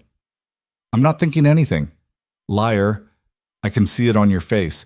You're planning something stupid. Stupid's relative. Ethan, they have your daughter. You try something, they'll kill her. Oops. They're going to kill her anyway. Kane doesn't leave witnesses. He shifted position, testing the zip ties. He's just keeping us alive until he gets what he wants. The moment Vanessa's in custody, we're all dead. Reeves leaned forward slightly. So what's the play? Create chaos, force Kane to react instead of act, make him vulnerable. How? Still working on that part. The convoy slowed. Through the window, Ethan could see they were approaching some kind of industrial facility. Old concrete buildings, rusted metal, chain-link fence with holes torn by time and weather. An abandoned mining operation just like he'd described. The SUVs pulled through the gate and spread out across the property. Operatives exited vehicles, weapons ready, securing the perimeter. Kane's voice came over their radios, coordinating the search. They pulled Ethan, Rachel, and Reeves from the SUV and made them kneel in the dirt. The operative in charge, the one with the dead eyes, stood guard while the others swept the buildings. Ethan Cole. A voice crackled over a radio. Kane. I'm standing in an abandoned mining facility that hasn't seen human activity in 30 years. Would you care to explain? Ethan said nothing. Search every building, Kane ordered. And someone bring Cole to me, Chet. The dead-eyed operative grabbed Ethan by the shoulder and hauled him upright. They marched him across the compound to the largest building. Inside, Kane stood in what had once been an office. Dust covered everything. Broken windows let in cold mountain air. There's nothing here, Kane said flatly. Then she must have gone somewhere else. Kane pulled out a handgun, a Sig Sauer P226. He chambered a round and pressed the muzzle against Ethan's forehead. Last chance, where is she? I told you the truth. Kane's voice finally showed emotion, anger, frustration. You've been playing me since the moment my men grabbed you. You sent me on a wild goose chase while Vanessa slips through my net. Where is she? Ethan met Kane's eyes. You really want to know? Yes. She's probably halfway to Denver by now. Rebecca Park has contacts in the federal building. Lawyers, investigators, people who can get her in front of the right officials before you can intercept her. Ethan smiled without humor. Or maybe she's at a news station. CNN, maybe. Ready to go on camera and explain how a Defense Intelligence Agency commander is running illegal operations to steal military technology. Kane's finger tightened on the trigger. You're bluffing. Bomb. Maybe. But are you willing to bet your career on it? The silence stretched out. Kane's jaw worked. The gun didn't move. Then Kane's radio crackled. Sir, we have a situation. State police are converging on the facility. Multiple vehicles approaching from the south. Kane lowered the gun. How many? At least 10. Maybe more. Senator Harmon, Ethan said. He must have tracked your convoy. You've been moving resources around all morning. Someone noticed. Si saw it. Kane's expression went cold. Pack it up. All teams return to vehicles. We're moving out. What about Cole? Bring him. And the others. They dragged Ethan back outside. The compound was already being evacuated, operatives moving fast, loading equipment, erasing evidence. The convoy formed up again, engines running. But something was wrong. Ethan heard it first, a distant sound getting closer. Helicopter rotors. Everyone looked up. 3 helicopters appeared over the ridgeline. Not military. Not Kane's. These were marked with state police insignia and news station logos. Media, someone said. They brought the media. Kane's face went white. The media meant cameras. Cameras meant witnesses. Witnesses meant everything happening here would be documented, broadcast, impossible to suppress. Move, Kane shouted. Everyone out now. The convoy started rolling, but the state police were blocking the access road. The helicopters were overhead, cameras recording everything. And through the trees, Ethan could see more vehicles arriving. Federal vehicles. FBI markings. The net had closed. Not around Vanessa. Around Kane. An amplified voice boomed across the compound. This is the FBI. All personnel are ordered to stand down and surrender your weapons immediately. This facility is now under federal jurisdiction. The operatives looked at each other, at Kane, at the helicopters overhead recording everything. Slowly, weapons were lowered. Kane's empire was crumbling in real time, and everyone could see it happening. The dead-eyed operative cut Ethan's zip ties. Boss? Kane didn't answer. He was staring at the FBI vehicles, at the cameras, at the systematic destruction of 17 years of careful control. It's over, Ethan said quietly. You played the game perfectly for a long time, but you made one mistake. You threatened a child, my child. And that's the kind of mistake people don't forgive. Kane turned to look at him. For the first time, Ethan saw something in those cold eyes, fear. You called them, Kane said. Somehow, you called them. Not me, Ethan nodded toward the helicopters. But I'm guessing Vanessa did.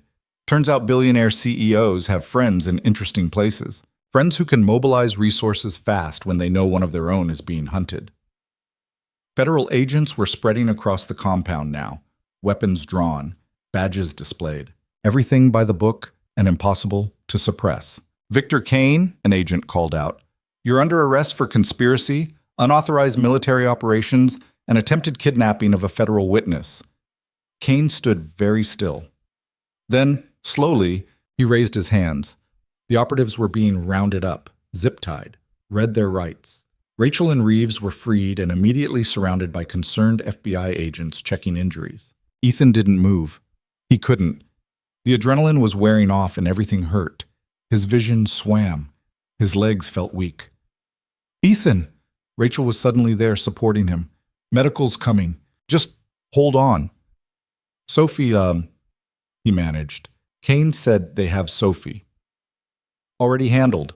FBI found her 30 minutes ago. She's safe. Mrs. Chen, too. Rachel's voice broke slightly. It's over. You did it. Vanessa? Federal building in Denver, giving testimony right now. Senator Harmon's there. Half the Senate Intelligence Committee. This is going to be the biggest scandal in a decade. Ethan closed his eyes. The pain was overwhelming, but underneath it was something else. Relief. Pure, absolute relief. Sophie was safe. Vanessa was safe. Kane was finished. They'd won. But the cost was written across every building in Carver Falls. Written in the bodies of operatives who'd just been following orders. Written in the face of the mechanic who'd tried so hard to leave violence behind. Is it worth it? Rachel asked quietly. All of this. Was it worth it? Ethan thought about Sophie. About the world she'd grow up in. A world where people like Kane faced consequences instead of operating with impunity. Yeah, he said. It was worth it. Paramedics arrived. They loaded him onto a stretcher, started an IV, began treating his injuries. As they carried him toward the waiting ambulance, Ethan caught sight of Kane being led away in handcuffs. Their eyes met one final time across the compound. Kane said nothing. But the message was clear. This isn't over. Maybe it wasn't. Maybe Kane had contingencies, lawyers, political connections that would let him slip away eventually. Maybe in 5 years or 10, he'd find a way to come back. But not today. Today, the good guys had won. And sometimes that had to be enough. The ambulance doors closed. The siren started. And Ethan let himself sink into the pain and exhaustion, knowing that for the first time in 5 years, he could rest without looking over his shoulder. The game was over. The quiet life he'd built was shattered. But his daughter was safe, and that was the only thing that really mattered. Everything else he could rebuild. The hospital room in Denver smelled like antiseptic and recycled air. Ethan woke to the steady beep of monitors and pain that felt like it had taken up permanent residence in his chest. His ribs were wrapped tight, his knee was immobilized in a brace, and someone had stitched up the cut on his scalp while he was unconscious. Every breath hurt. Every movement hurt. Even thinking about moving hurt. But Sophie was sitting in the chair beside his bed, curled up under a blanket, asleep. That made everything hurt a little less. Ethan watched her breathe. In and out. Peaceful. Safe. Her face was relaxed in sleep, one hand tucked under her cheek. She was wearing the same clothes from 2 days ago, rumpled and grass-stained, but she was here. She was alive. The door opened quietly and a nurse stepped in. She saw Ethan was awake and smiled. Mr. Cole, welcome back. How's the pain? Manageable. That's the morphine talking. You've got 3 cracked ribs, a torn meniscus, and a concussion. You should feel terrible. I do, but I've felt worse. The nurse checked his vitals, adjusted his IV, made notes on a tablet. Your daughter hasn't left that chair in 18 hours. We tried to get her to sleep in a proper bed, but she refused. Said she needed to be here when you woke up. That sounds like her. FBI agents are outside. They want to talk to you when you're ready. And there's a woman who's been calling every hour asking about your condition. Vanessa Hale? Tell the agents I'll talk in an hour, and tell Ms. Hale I'm fine. I'll pass that along. The nurse paused at the door. The news is calling you a hero. Says you stopped a major conspiracy. Saved lives. I'm not a hero. I'm just a mechanic who got caught in something bigger than himself. Well, your daughter thinks you're a hero. That's probably what counts. She left. The room fell silent again, except for the monitors and Sophie's quiet breathing. Ethan must have drifted off because the next time he opened his eyes, Sophie was awake and staring at him with red-rimmed eyes. Daddy? Hey, sweetheart. She launched herself at him, wrapping her arms around his chest. Pain exploded through his broken ribs, but Ethan didn't make a sound. He just held her, one hand stroking her hair, letting her cry into his hospital gown. I was so scared, she sobbed. The men came and they took me and Mrs. Chen and they put us in a van and I thought, I know, but you're safe now. It's over. They said you were dead. They said their boss was going to make sure you never came back. Whoa, whoa. They lied. I'm right here. Sophie pulled back, wiping her eyes. Did you really fight all those bad men? Some of them. Mrs. Chen said you saved everyone. She said you were a soldier before you were a mechanic. A long time ago. Why didn't you tell me? It was the question Ethan had been dreading. He looked at his daughter's face, saw the confusion and hurt there, and knew he owed her the truth. Because I wanted you to have a normal life. I didn't want you growing up knowing your dad used to hurt people for a living. I wanted you to think of me as just a mechanic, someone boring and safe. But you're not boring.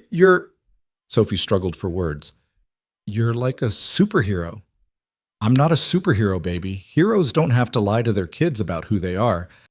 But you protected people. You stopped bad guys. Yeah, I did.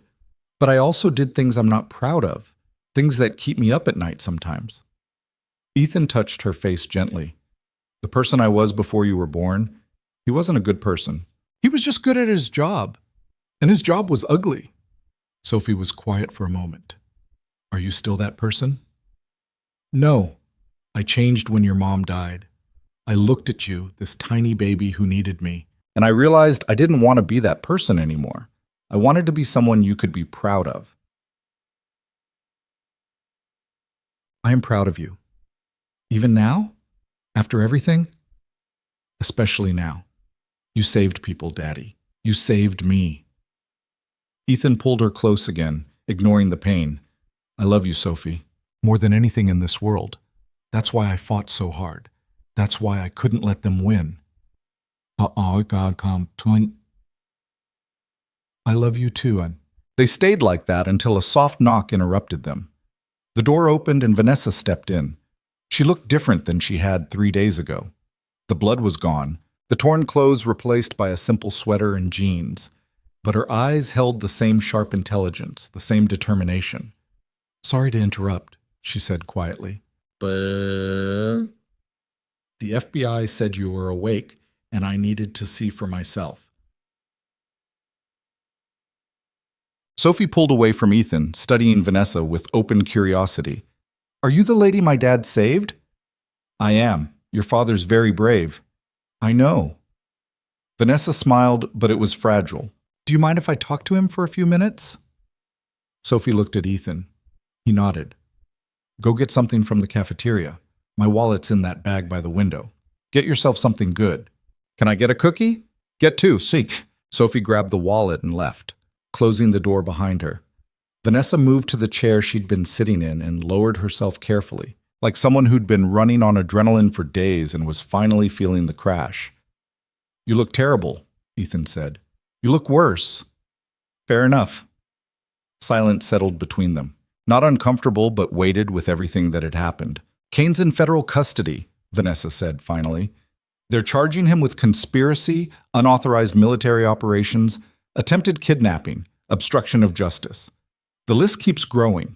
His lawyers are screaming about classified operations and national security, but nobody's listening. What about his network? The people who helped him? FBI's rolling them up one by one. Turns out when the guy at the top falls, everyone underneath scrambles to cut deals. They're giving up names, operations, everything. She paused. Rebecca's testimony helped. She had documentation going back 3 years. Financial records that prove Kane was building his own version of Aegis using diverted funds. The prototype you mentioned? Yeah, they found it at the Nevada facility. It's exactly what I feared. Aegis architecture without any ethical safeguards. If Kane had gotten control of my system and integrated it with his prototype, he could have deployed autonomous weapon systems anywhere in the world. Ethan shifted position, trying to find a way to sit that didn't make his ribs scream. What happens to Aegis now?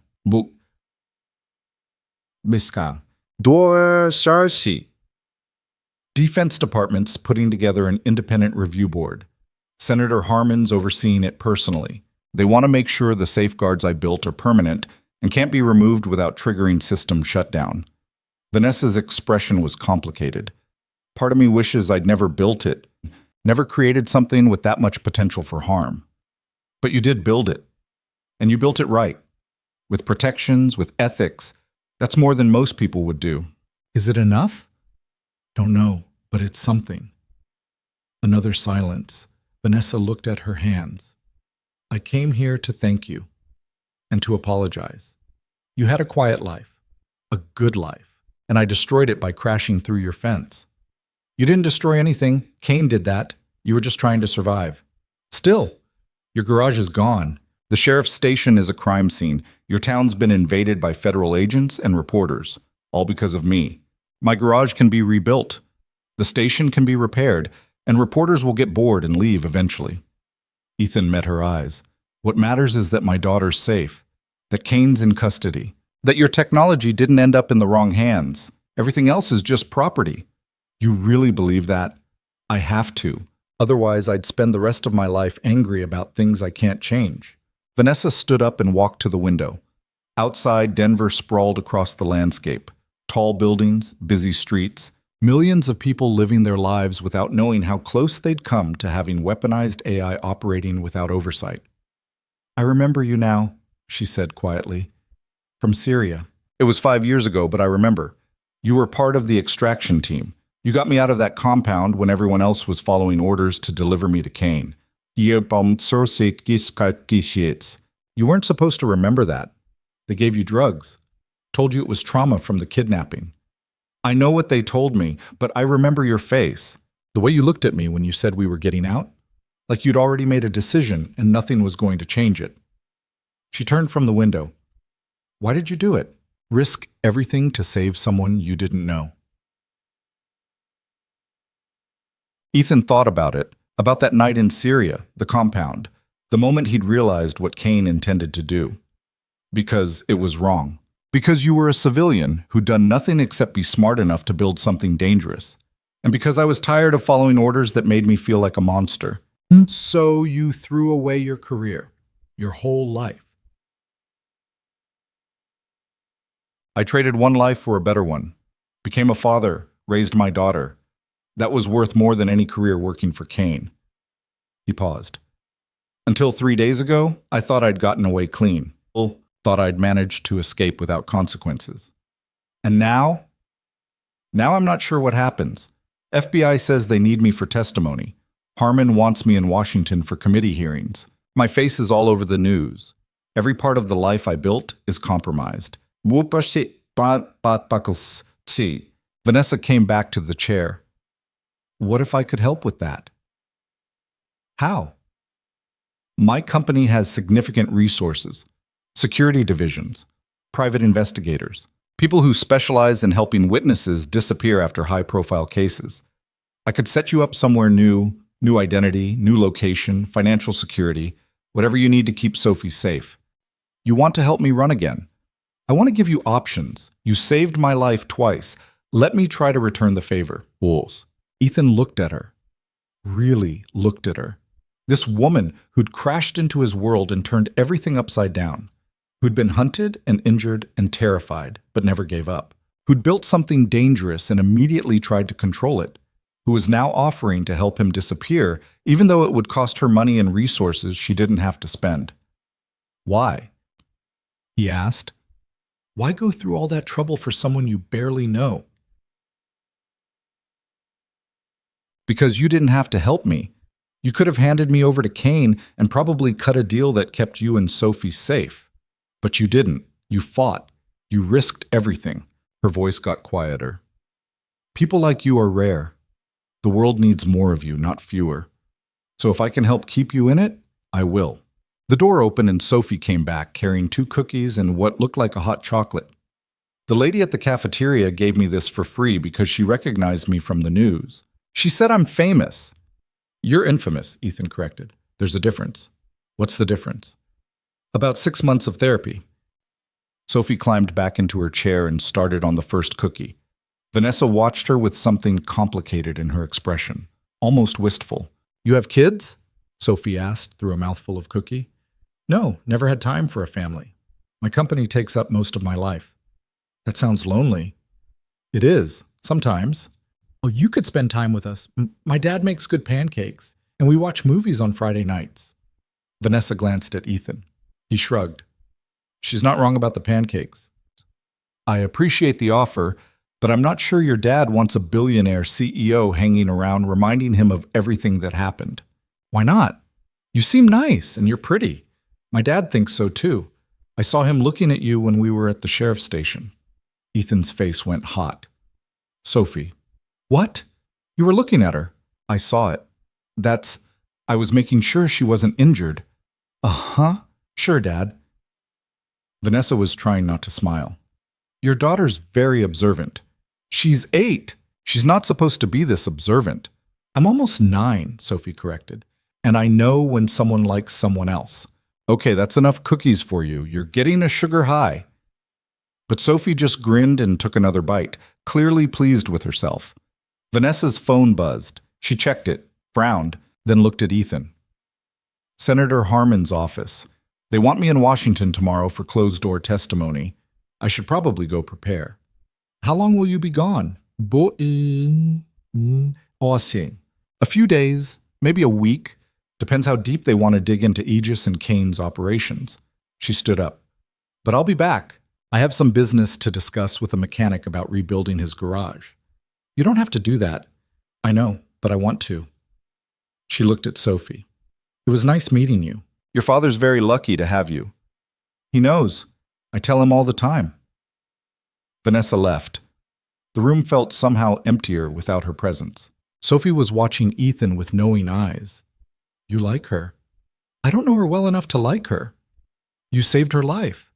That means you like her. That's not how it works. Mom used to say you only fight for things you care about. You fought really hard for Ms. Hale. That means you care about her. Ethan didn't have an answer for that. Sophie went back to her cookies, satisfied she'd made her point. The next week passed in a blur of FBI interviews, hospital recovery, and endless news coverage. Reporters camped outside the hospital, trying to get interviews. Senator Harmon's committee announced formal hearings. Kane's arrest dominated headlines. The whole country was talking about corruption in the intelligence community and the dangers of military AI. Ethan mostly stayed in his hospital room, recovering and trying to shield Sophie from the worst of it.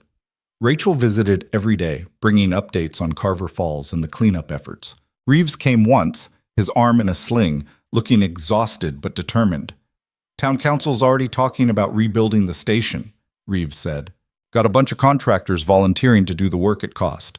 Your garage, too. Seems like everyone wants to help. That's good of them. You're a local hero. People want to support you. Reeves shifted uncomfortably. But Ethan, you should know.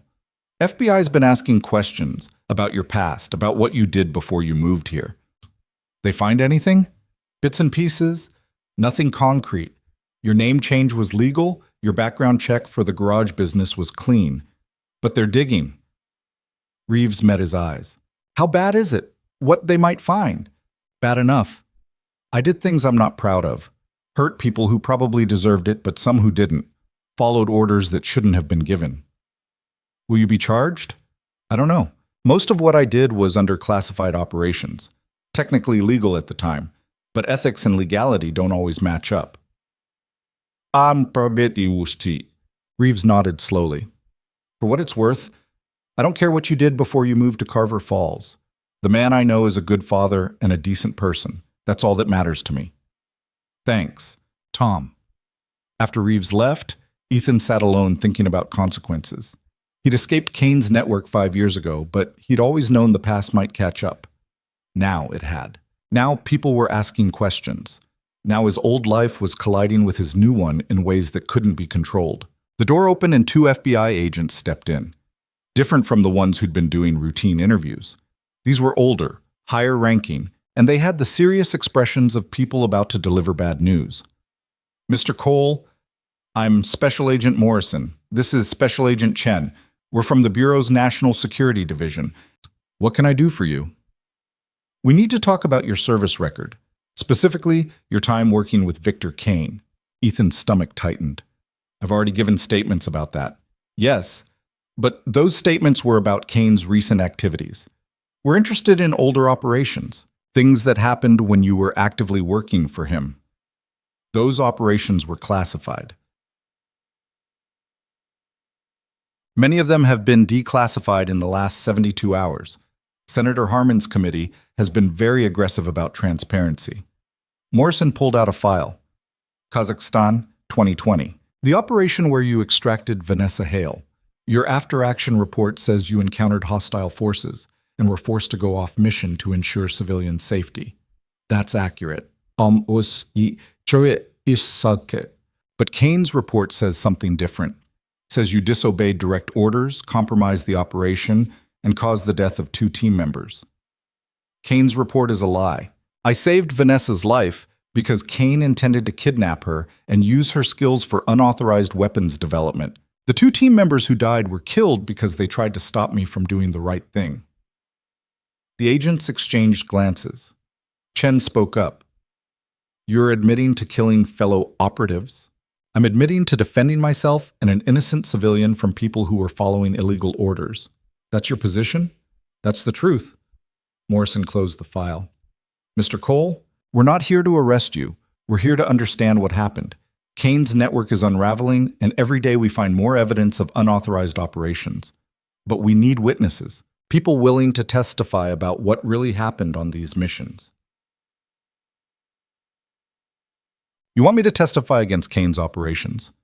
We want you to tell the truth, on record, in front of Congress and federal prosecutors.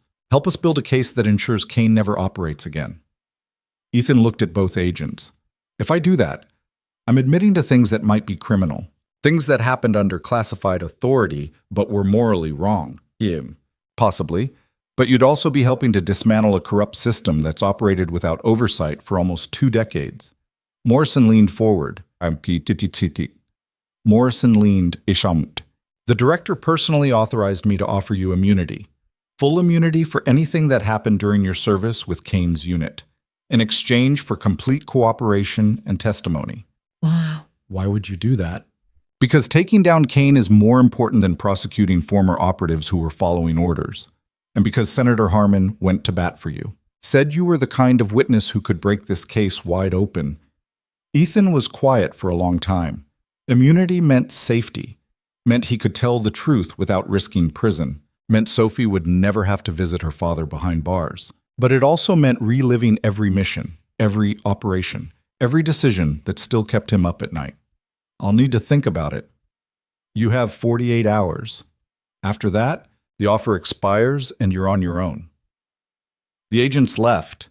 Ethan sat in the hospital bed, staring at nothing, thinking about choices and consequences and the price of doing the right thing. Sophie came back from the playroom where nurses had been keeping her entertained. Who were those people? FBI agents. What did they want? They want me to help them put bad people in jail. Are you going to? I don't know yet. Sophie climbed onto the bed next to him, careful of his injuries. Mom used to say that when you don't know what to do, you should think about what kind of person you want to be. Smart woman, your mom. She was. So what kind of person do you want to be? Ethan thought about it, about the mechanic he'd tried to be, about the father he was, about the soldier he'd been. I want to be someone you're proud of, he said finally. Someone who does the right thing even when it's hard. Then you already know what to do. She was right. He did know. The next morning, Ethan called Special Agent Morrison. I'll do it. I'll testify. But I have conditions. Name them. Sophie stays out of it. No testimony from her, no interviews, no using her to pressure me. Agreed. And I want protection for Mrs. Chen and Sheriff Reeves. If Kane's network decides to retaliate, I need to know the people who helped me are safe. We can arrange that. One more thing. When this is over, I want help relocating if we need it. New identity, new location. A chance to actually disappear this time. That's doable. Witness protection has resources. Then we have a deal. Morrison was quiet for a moment. Mr. Cole, I want you to understand what you're agreeing to. The testimony will be brutal. Defense lawyers will try to destroy your credibility. They'll bring up every questionable thing you've ever done. They'll paint you as a criminal trying to avoid consequences. I know. And there's no guarantee immunity will protect you from everything. Some operations might fall outside the scope of what we can cover. I know that too. But it's the right thing to do. So I'm doing it. All right. We'll send someone to pick you up tomorrow morning. Bring your daughter. We'll keep you both in protective custody until the hearings are over. Ethan hung up and looked at Sophie. We're going to Washington. Will Ms. Hale be there? Probably. Good. She should see you being brave. I'm not brave. I'm just tired of running. But Sophie just smiled like she knew better. They discharged Ethan from the hospital that afternoon. His ribs were still wrapped, his knees still braced, but the doctors said he could travel. 2 FBI agents drove them to a safe house in the suburbs, a quiet neighborhood with tree-lined streets and houses that all looked the same. The safe house was small but comfortable. 3 bedrooms, a kitchen, a backyard with a fence. Sophie picked the bedroom with the window overlooking the backyard. Ethan took the one closest to the front door. Old habits. That night, he lay in bed listening to the house settle, thinking about Washington and testimony and everything that was coming. Thinking about Kane sitting in a cell, probably planning his defense. Thinking about Vanessa, somewhere in the same city, preparing for her own testimony. His phone buzzed, a text from an unknown number. Heard you're testifying. Thank you. It matters. V. Ethan stared at the message for a long time before typing back. Seemed like the right call. How are you holding up? The response came quickly. Tired, scared, but ready. You? Same. Sophie okay? She's good. Asking about you. Tell her I said hello and that I'm looking forward to those pancakes. Ethan smiled despite everything. I will. Get some sleep. Big days ahead. You too. He set the phone down and closed his eyes. Outside, the city hummed with life, millions of people sleeping, working, living. None of them knowing that in a few days, testimony would begin that would shake the intelligence community to its foundation. But Ethan knew. And for the first time in 5 years, he wasn't running from it. He was walking straight into it, eyes open, ready. Whatever came next, he'd face it. For Sophie, for Vanessa, for everyone who trusted him to do the right thing. The quiet life was over. But maybe what came after would be worth it. The Senate hearing room was smaller than Ethan expected. He'd seen these spaces on television, grand chambers with high ceilings and rows of seats for spectators. But this was a closed session, just the Intelligence Committee, a handful of lawyers, and witnesses who would testify about things the public would never hear. Ethan sat in the witness chair, his hand still resting on the Bible they'd used for the oath. His knee throbbed under the brace, and his ribs ached despite the painkillers, but he kept his back straight and his expression calm. Sophie was in a secured room down the hall with 2 FBI agents who'd promised to keep her entertained with movies and snacks. She'd hugged him before he went in, whispered, "Be brave," in his ear, like she was the parent and he was the child. Senator Harmon sat at the center of the committee panel, flanked by 4 other senators whose names Ethan had already forgotten. To his left sat 3 federal prosecutors, tablets open, ready to take notes. To his right was an empty chair where Vanessa would testify after him. Mr. Cole, Harmon began, his voice formal but not unkind. Thank you for agreeing to testify today. Before we begin, I want to clarify for the record that you've been granted immunity for any actions taken while operating under classified authority during your service with Defense Intelligence Agency operations commanded by Victor Kane. This immunity is conditional on your full cooperation and truthful testimony. Do you understand? I do, Ed. Then let's begin. How long did you work for Victor Kane? 3 years, 2018 to 2021. And what was the nature of that work? Ethan took a breath. This was it. The moment where he stopped running from his past and laid it all out. Covert operations, extraction, surveillance, targeted removals. We operated in countries where the United States officially had no military presence. Our missions were deniable. If we were caught, the government would disavow any knowledge. Says. Targeted removal, one of the other senators said. You mean assassinations? Sometimes. Other times, it meant kidnapping someone and bringing them back for interrogation, or eliminating weapons caches, or destabilizing organizations that threatened American interests. Ethan's voice was steady. We did whatever Kane ordered. And Kane's orders came from people higher up the chain who wanted problems solved without congressional oversight. Did you ever question those orders? Ishem. Not at first. I was a soldier. Soldiers follow orders. And Kane was good at making everything seem necessary. He'd show us intelligence briefings, explain why a target needed to be eliminated, make it all sound like we were protecting American lives. Ethan paused. It wasn't until Kazakhstan that I realized how much we'd been manipulated. Harmon leaned forward. Tell us about Kazakhstan. So Ethan did. He told them about the mission briefing, how Kane had presented Vanessa Hale as a security risk who needed to be brought in for questioning, how the team had infiltrated the compound where she was working on contract for the Defense Department, how Ethan had discovered the real plan wasn't extraction, but kidnapping, a way for Kane to force Vanessa to work on weapons development outside official channels. I accessed Kane's secure communications, Ethan said, found messages proving he intended to hold Ms. Hale indefinitely. Use her skills to build systems he could deploy without oversight. When I confronted him, he told me to follow orders or face consequences. And you chose consequences. I chose to get an innocent woman out of danger. Yes, sir. Even though it meant killing 2 of your own team members. The room went silent. Ethan met Harmon's eyes. They weren't my team anymore. Not when they were following orders to kidnap a civilian. I warned them to stand down. They didn't, so I did what I had to do. One of the prosecutors spoke up. Mr. Cole, you're admitting to killing federal operatives during an authorized mission. I'm admitting to defending myself and an innocent person from people who were committing a crime under the guise of national security. Ikin Kasiwachi. That's a convenient interpretation. It's the truth. And the fact that Ms. Hale is alive and Kane is in custody proves I made the right call. The questioning continued for 3 hours. They pulled apart every operation Ethan had been part of, every decision he'd made, every order he'd followed. Some senators were sympathetic, understanding that soldiers in classified operations often faced impossible choices. Others were hostile, trying to paint him as a rogue agent who'd betrayed his country. Ethan answered every question honestly. The mission in Yemen, where they'd eliminated a weapons dealer who turned out to be a CIA asset. The extraction in Syria that left 12 people dead, some of them civilians.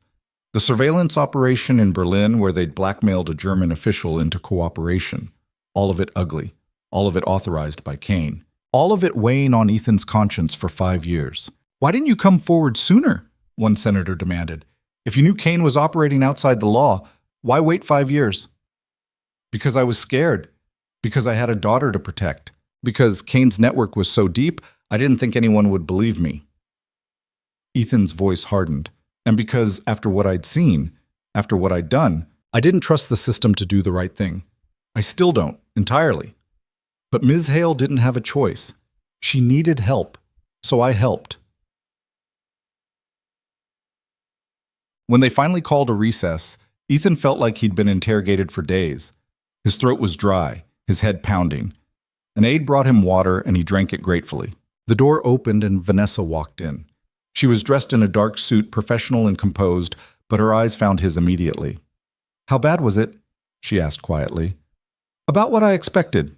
They're not going easy on anyone. Good. Kane shouldn't get away with anything. She sat in the chair beside him. Sophie okay? She's fine. Probably eaten her weight in candy by now. Vanessa smiled, but it faded quickly. I'm testifying next. About Aegis. About Kane's attempts to steal it. About his unauthorized weapons program. You nervous? Terrified.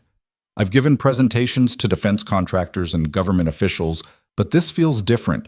This feels like the whole future of AI weapons development is riding on what I say in that room.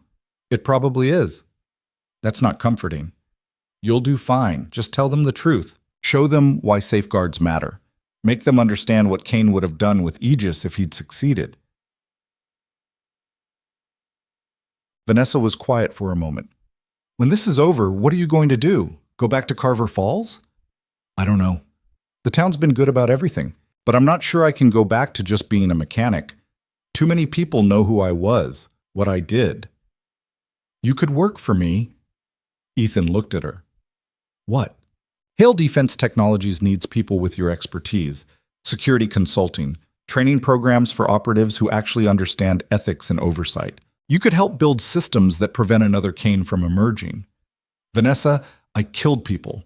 I'm not exactly qualified to teach ethics. You're exactly qualified, because you know what happens when ethics are absent. You've lived the consequences. She met his eyes. And because you chose to do the right thing even when it cost you everything. That's the kind of person I want working for me. Before Ethan could respond, they called Vanessa in for her testimony. She squeezed his hand once, then walked into the hearing room with her head high. Ethan sat alone in the hallway, thinking about her offer, about the possibility of a different life. Not hiding in a small town pretending the past didn't exist, but actually using his experience to make things better. It was appealing in a way he hadn't expected. Scary, too. But maybe the best things were. Vanessa's testimony lasted 2 hours. When she emerged, she looked exhausted but satisfied.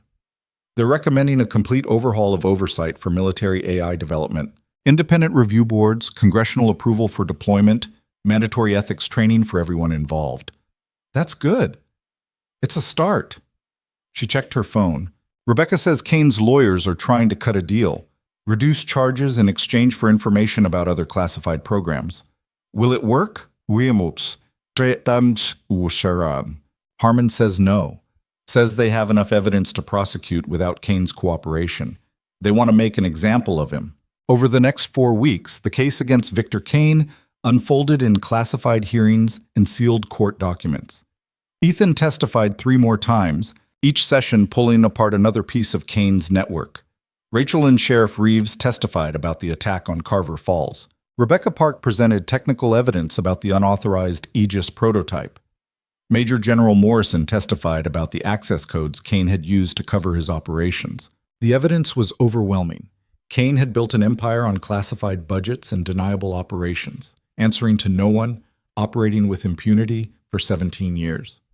But every empire has cracks, and once investigators started pulling on threads, the whole thing unraveled. Kane's trial was held in a secure federal courthouse with no media access. Ethan attended the sentencing hearing. He wanted to see Kane's face when the judge read the verdict. Guilty on all counts. Conspiracy, unauthorized military operations, attempted kidnapping, obstruction of justice, theft of government resources. The list went on. The judge sentenced Kane to 45 years in federal prison without possibility of parole. Kane showed no emotion as the sentence was read. But as they led him from the courtroom, his eyes found Ethan's across the room. For just a moment, they locked gazes. Kane's expression said what his words couldn't. This isn't over. Maybe it wasn't. Maybe Kane had contingencies, allies on the outside who would try to finish what he'd started. But right now, today, he was going to prison. And that had to be enough. Outside the courthouse, Vanessa was waiting with Sophie. The little girl ran to Ethan and he caught her, lifting her despite his still healing ribs. Is it done? Sophie asked. Is the bad man going to jail? It's done, sweetheart. He's going away for a long time. Good. Can we go home now? Home. The word hung in the air. Ethan looked at Vanessa over Sophie's head. She gave him a small smile, understanding everything the question contained. Yeah, Ethan said. We can go home. They flew back to Colorado 3 days later. Carver Falls looked different than Ethan remembered. The sheriff's station had been rebuilt. The new structure, modern and secure with better lighting and reinforced walls. His garage was still a construction site, but the frame was up and locals were already asking when he'd reopen. Mrs. Chen hosted a welcome-back dinner that turned into half the town showing up with casseroles and questions and poorly disguised curiosity. People wanted to hear about Washington, about the hearings, about whether it was true that Ethan had saved a billionaire from government assassins. Ethan deflected most of it, focusing on thanking people for their support and promising the garage would be open again soon. Sophie soaked up the attention, telling anyone who would listen about the FBI's safe house and the agents who'd taught her poker. Later that night, after everyone had gone home and Sophie was asleep, Ethan sat on the front porch of the small rental house they were staying in. The air was cold and clear, stars visible in a way they never were in cities. This was why he'd moved here. The quiet, the space, the chance to breathe without looking over his shoulder. A car pulled up and Vanessa stepped out. She'd stayed in Denver for business meetings but promised to visit before she flew back to New York. She walked up the porch steps and sat beside him. Nice town. It's home. Or it was. Could be again. Ethan looked at her. You really meant that job offer? I wouldn't have made it if I didn't. It's a big change. New York's not exactly Carver Falls. No, but Hale Defense has offices in Denver, and I'm thinking about relocating the company headquarters anyway. Too many bad memories in New York. She pulled her coat tighter against the cold.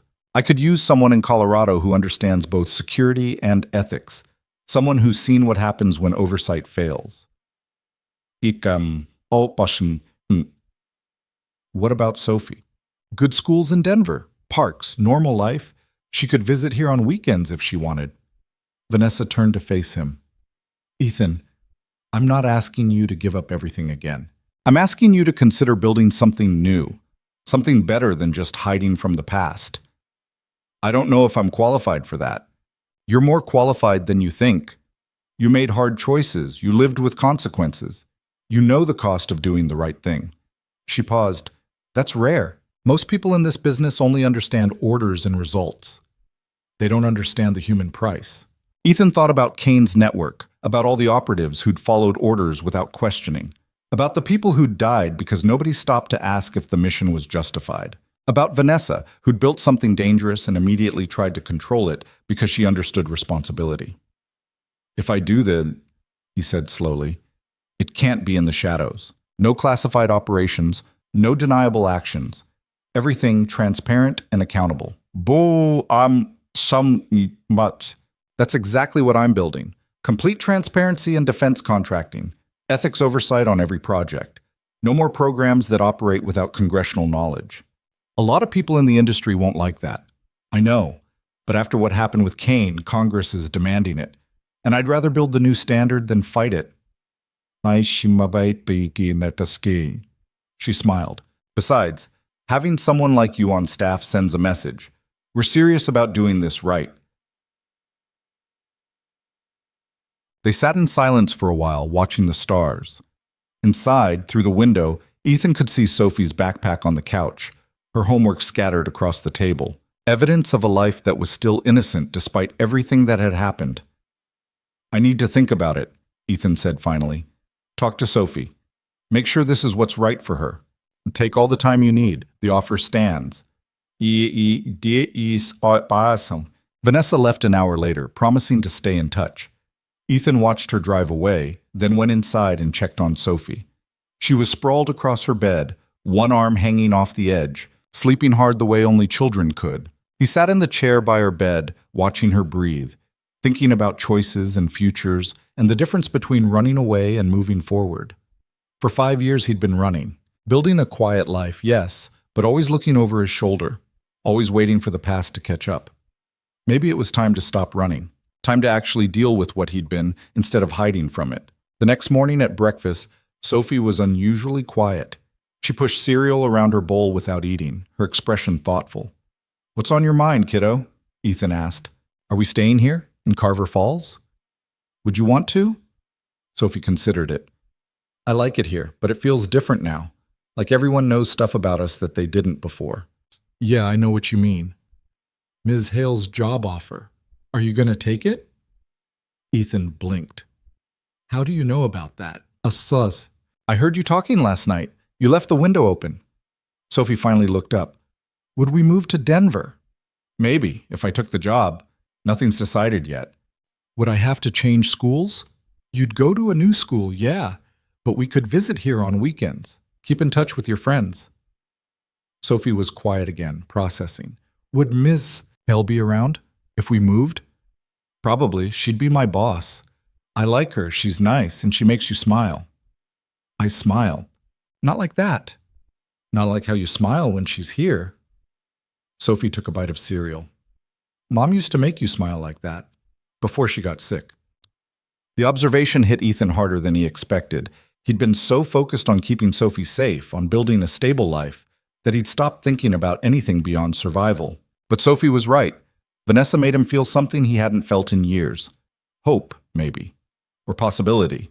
If we moved, Sophie said carefully, would you be happy? Really happy? Not just okay, safe, quiet, happy, but actually happy? I don't know. Maybe. Then we should do it, because you've been okay, safe, quiet for a long time. And that's good, but it's not the same as happy. Ethan reached across the table and took her hand. When did you get so smart? I've always been smart. You just don't notice because you're busy being protective. Fair point. They spent the rest of the day walking around Carver Falls, visiting the garage construction site, stopping by the rebuilt sheriff's station, eating lunch at the diner where everyone wanted to hear more stories. It felt like saying goodbye, even though nothing was decided yet. That evening, Ethan called Vanessa. I'll take the job, but I have conditions. Name them. Sophie comes first, always. If there's travel, I need advance notice. If there's danger, I walk away. She doesn't grow up wondering if her dad's coming home. Agreed. And I need to know this is real. Not just guilt over what happened or some corporate image thing. I need to know you actually want to build something better.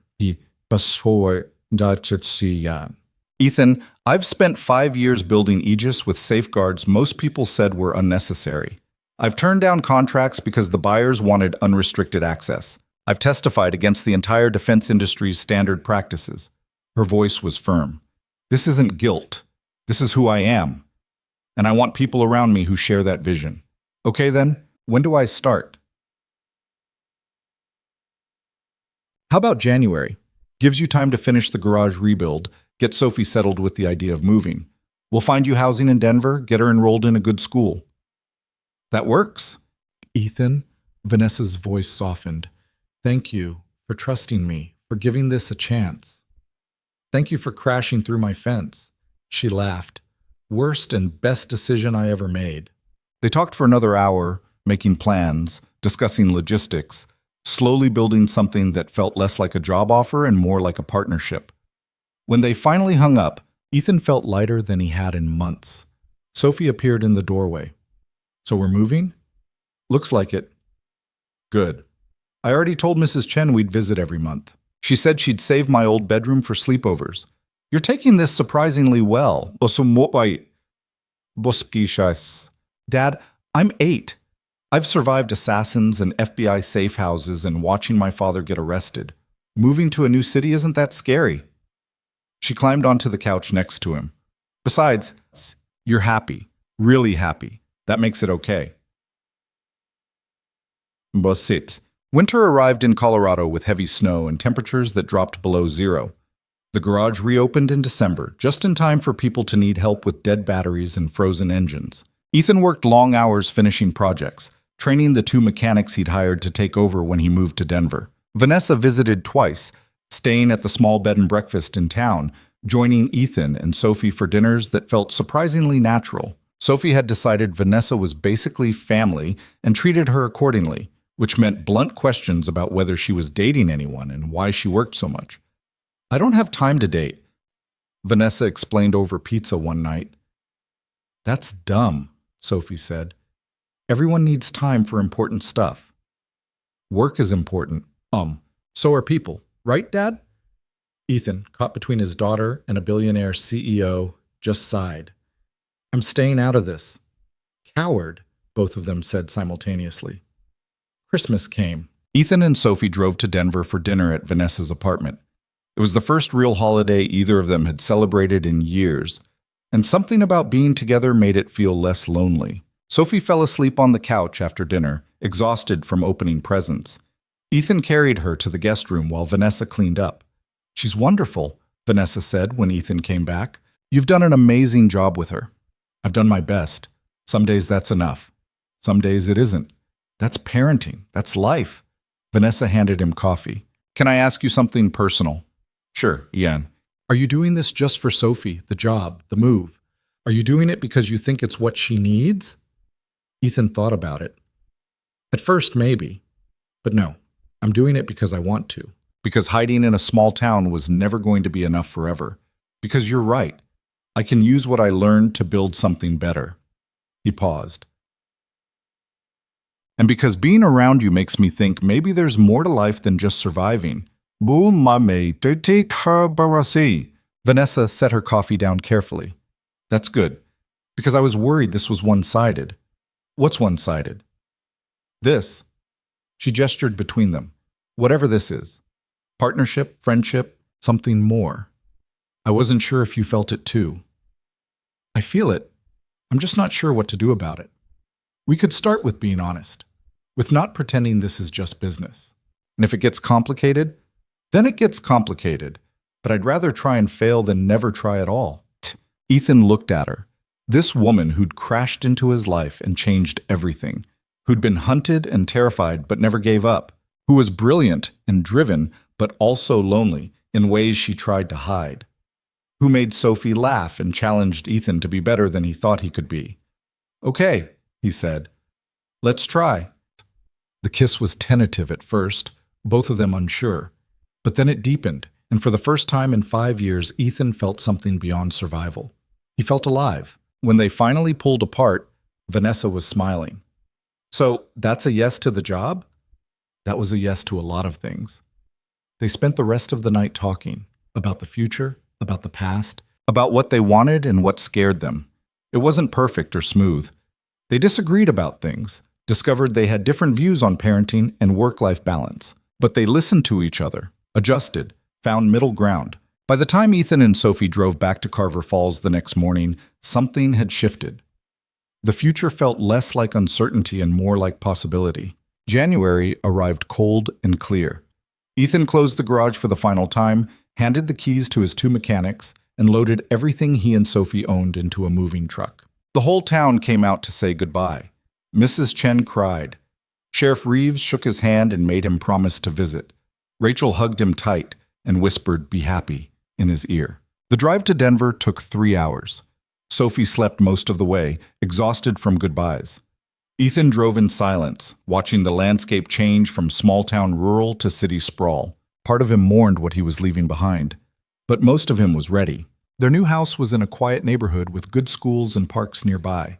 Vanessa had helped find it, making sure it had space for Sophie's art supplies and a garage where Ethan could work on projects. It felt like home almost immediately. The first day at Hale Defense Technologies was overwhelming. State-of-the-art facility, brilliant people, projects that made Ethan's garage work look like kindergarten crafts. But Vanessa was there, introducing him to everyone, making sure he understood the culture she was building. "We're not perfect," she told the staff at a meeting. "We're going to make mistakes, but we're going to make them honestly, with oversight and accountability. And we're going to learn from them.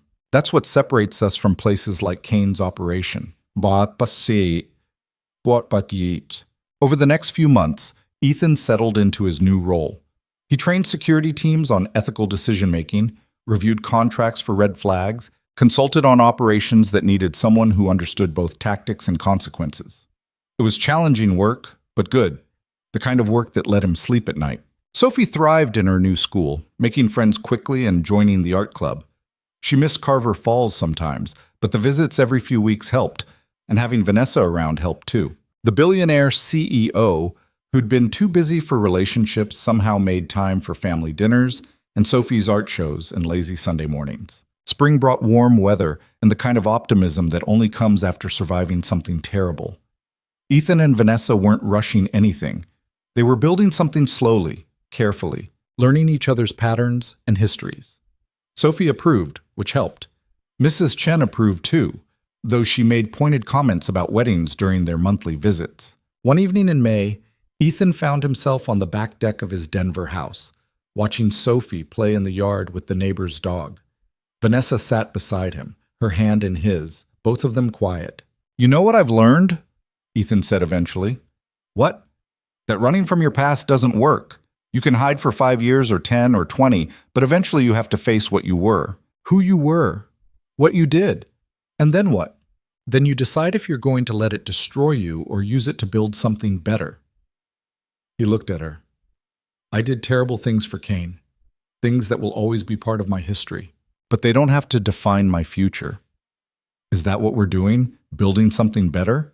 "Yeah, I think we are." Vanessa leaned her head on his shoulder. "I used to think success meant building the biggest company, making the most money, being the youngest billionaire. But that's not success. This is having people you care about, doing work that matters, coming home to a family that actually wants you there. Even if that family includes a mechanic with a violent past, especially then, because you understand cost in ways most people don't. You know what really matters. They sat in silence while Sophie laughed in the yard, chasing the dog in circles.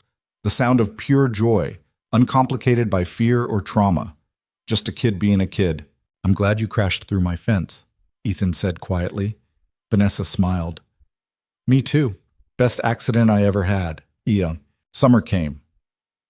The investigation into Kane's network concluded with 17 more arrests and a complete overhaul of oversight for classified operations. Senator Harman introduced legislation requiring independent ethics review for all military AI development.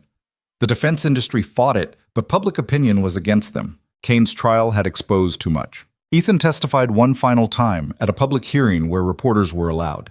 He told his story without shame or apology. What he'd done, why he'd walked away, how he'd tried to build a better life. Some people called him a hero, others called him a criminal. He didn't particularly care about either label. He was just a man who'd made choices. Some good, some terrible.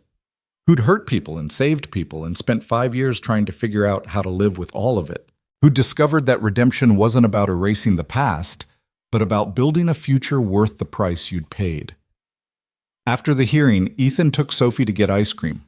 They sat in a park, watching people walk by, just being normal. "Dad," Sophie said around a mouthful of chocolate, "when you were testifying, you looked sad. Are you okay?" "I'm okay, sweetheart, just thinking about everything that happened." "Do you wish it never happened? That Ms. Hale never crashed into the garage?" Ethan thought about it. About the violence and fear and everything they'd lost. About Kane and the hearings and the nightmares that still woke him sometimes.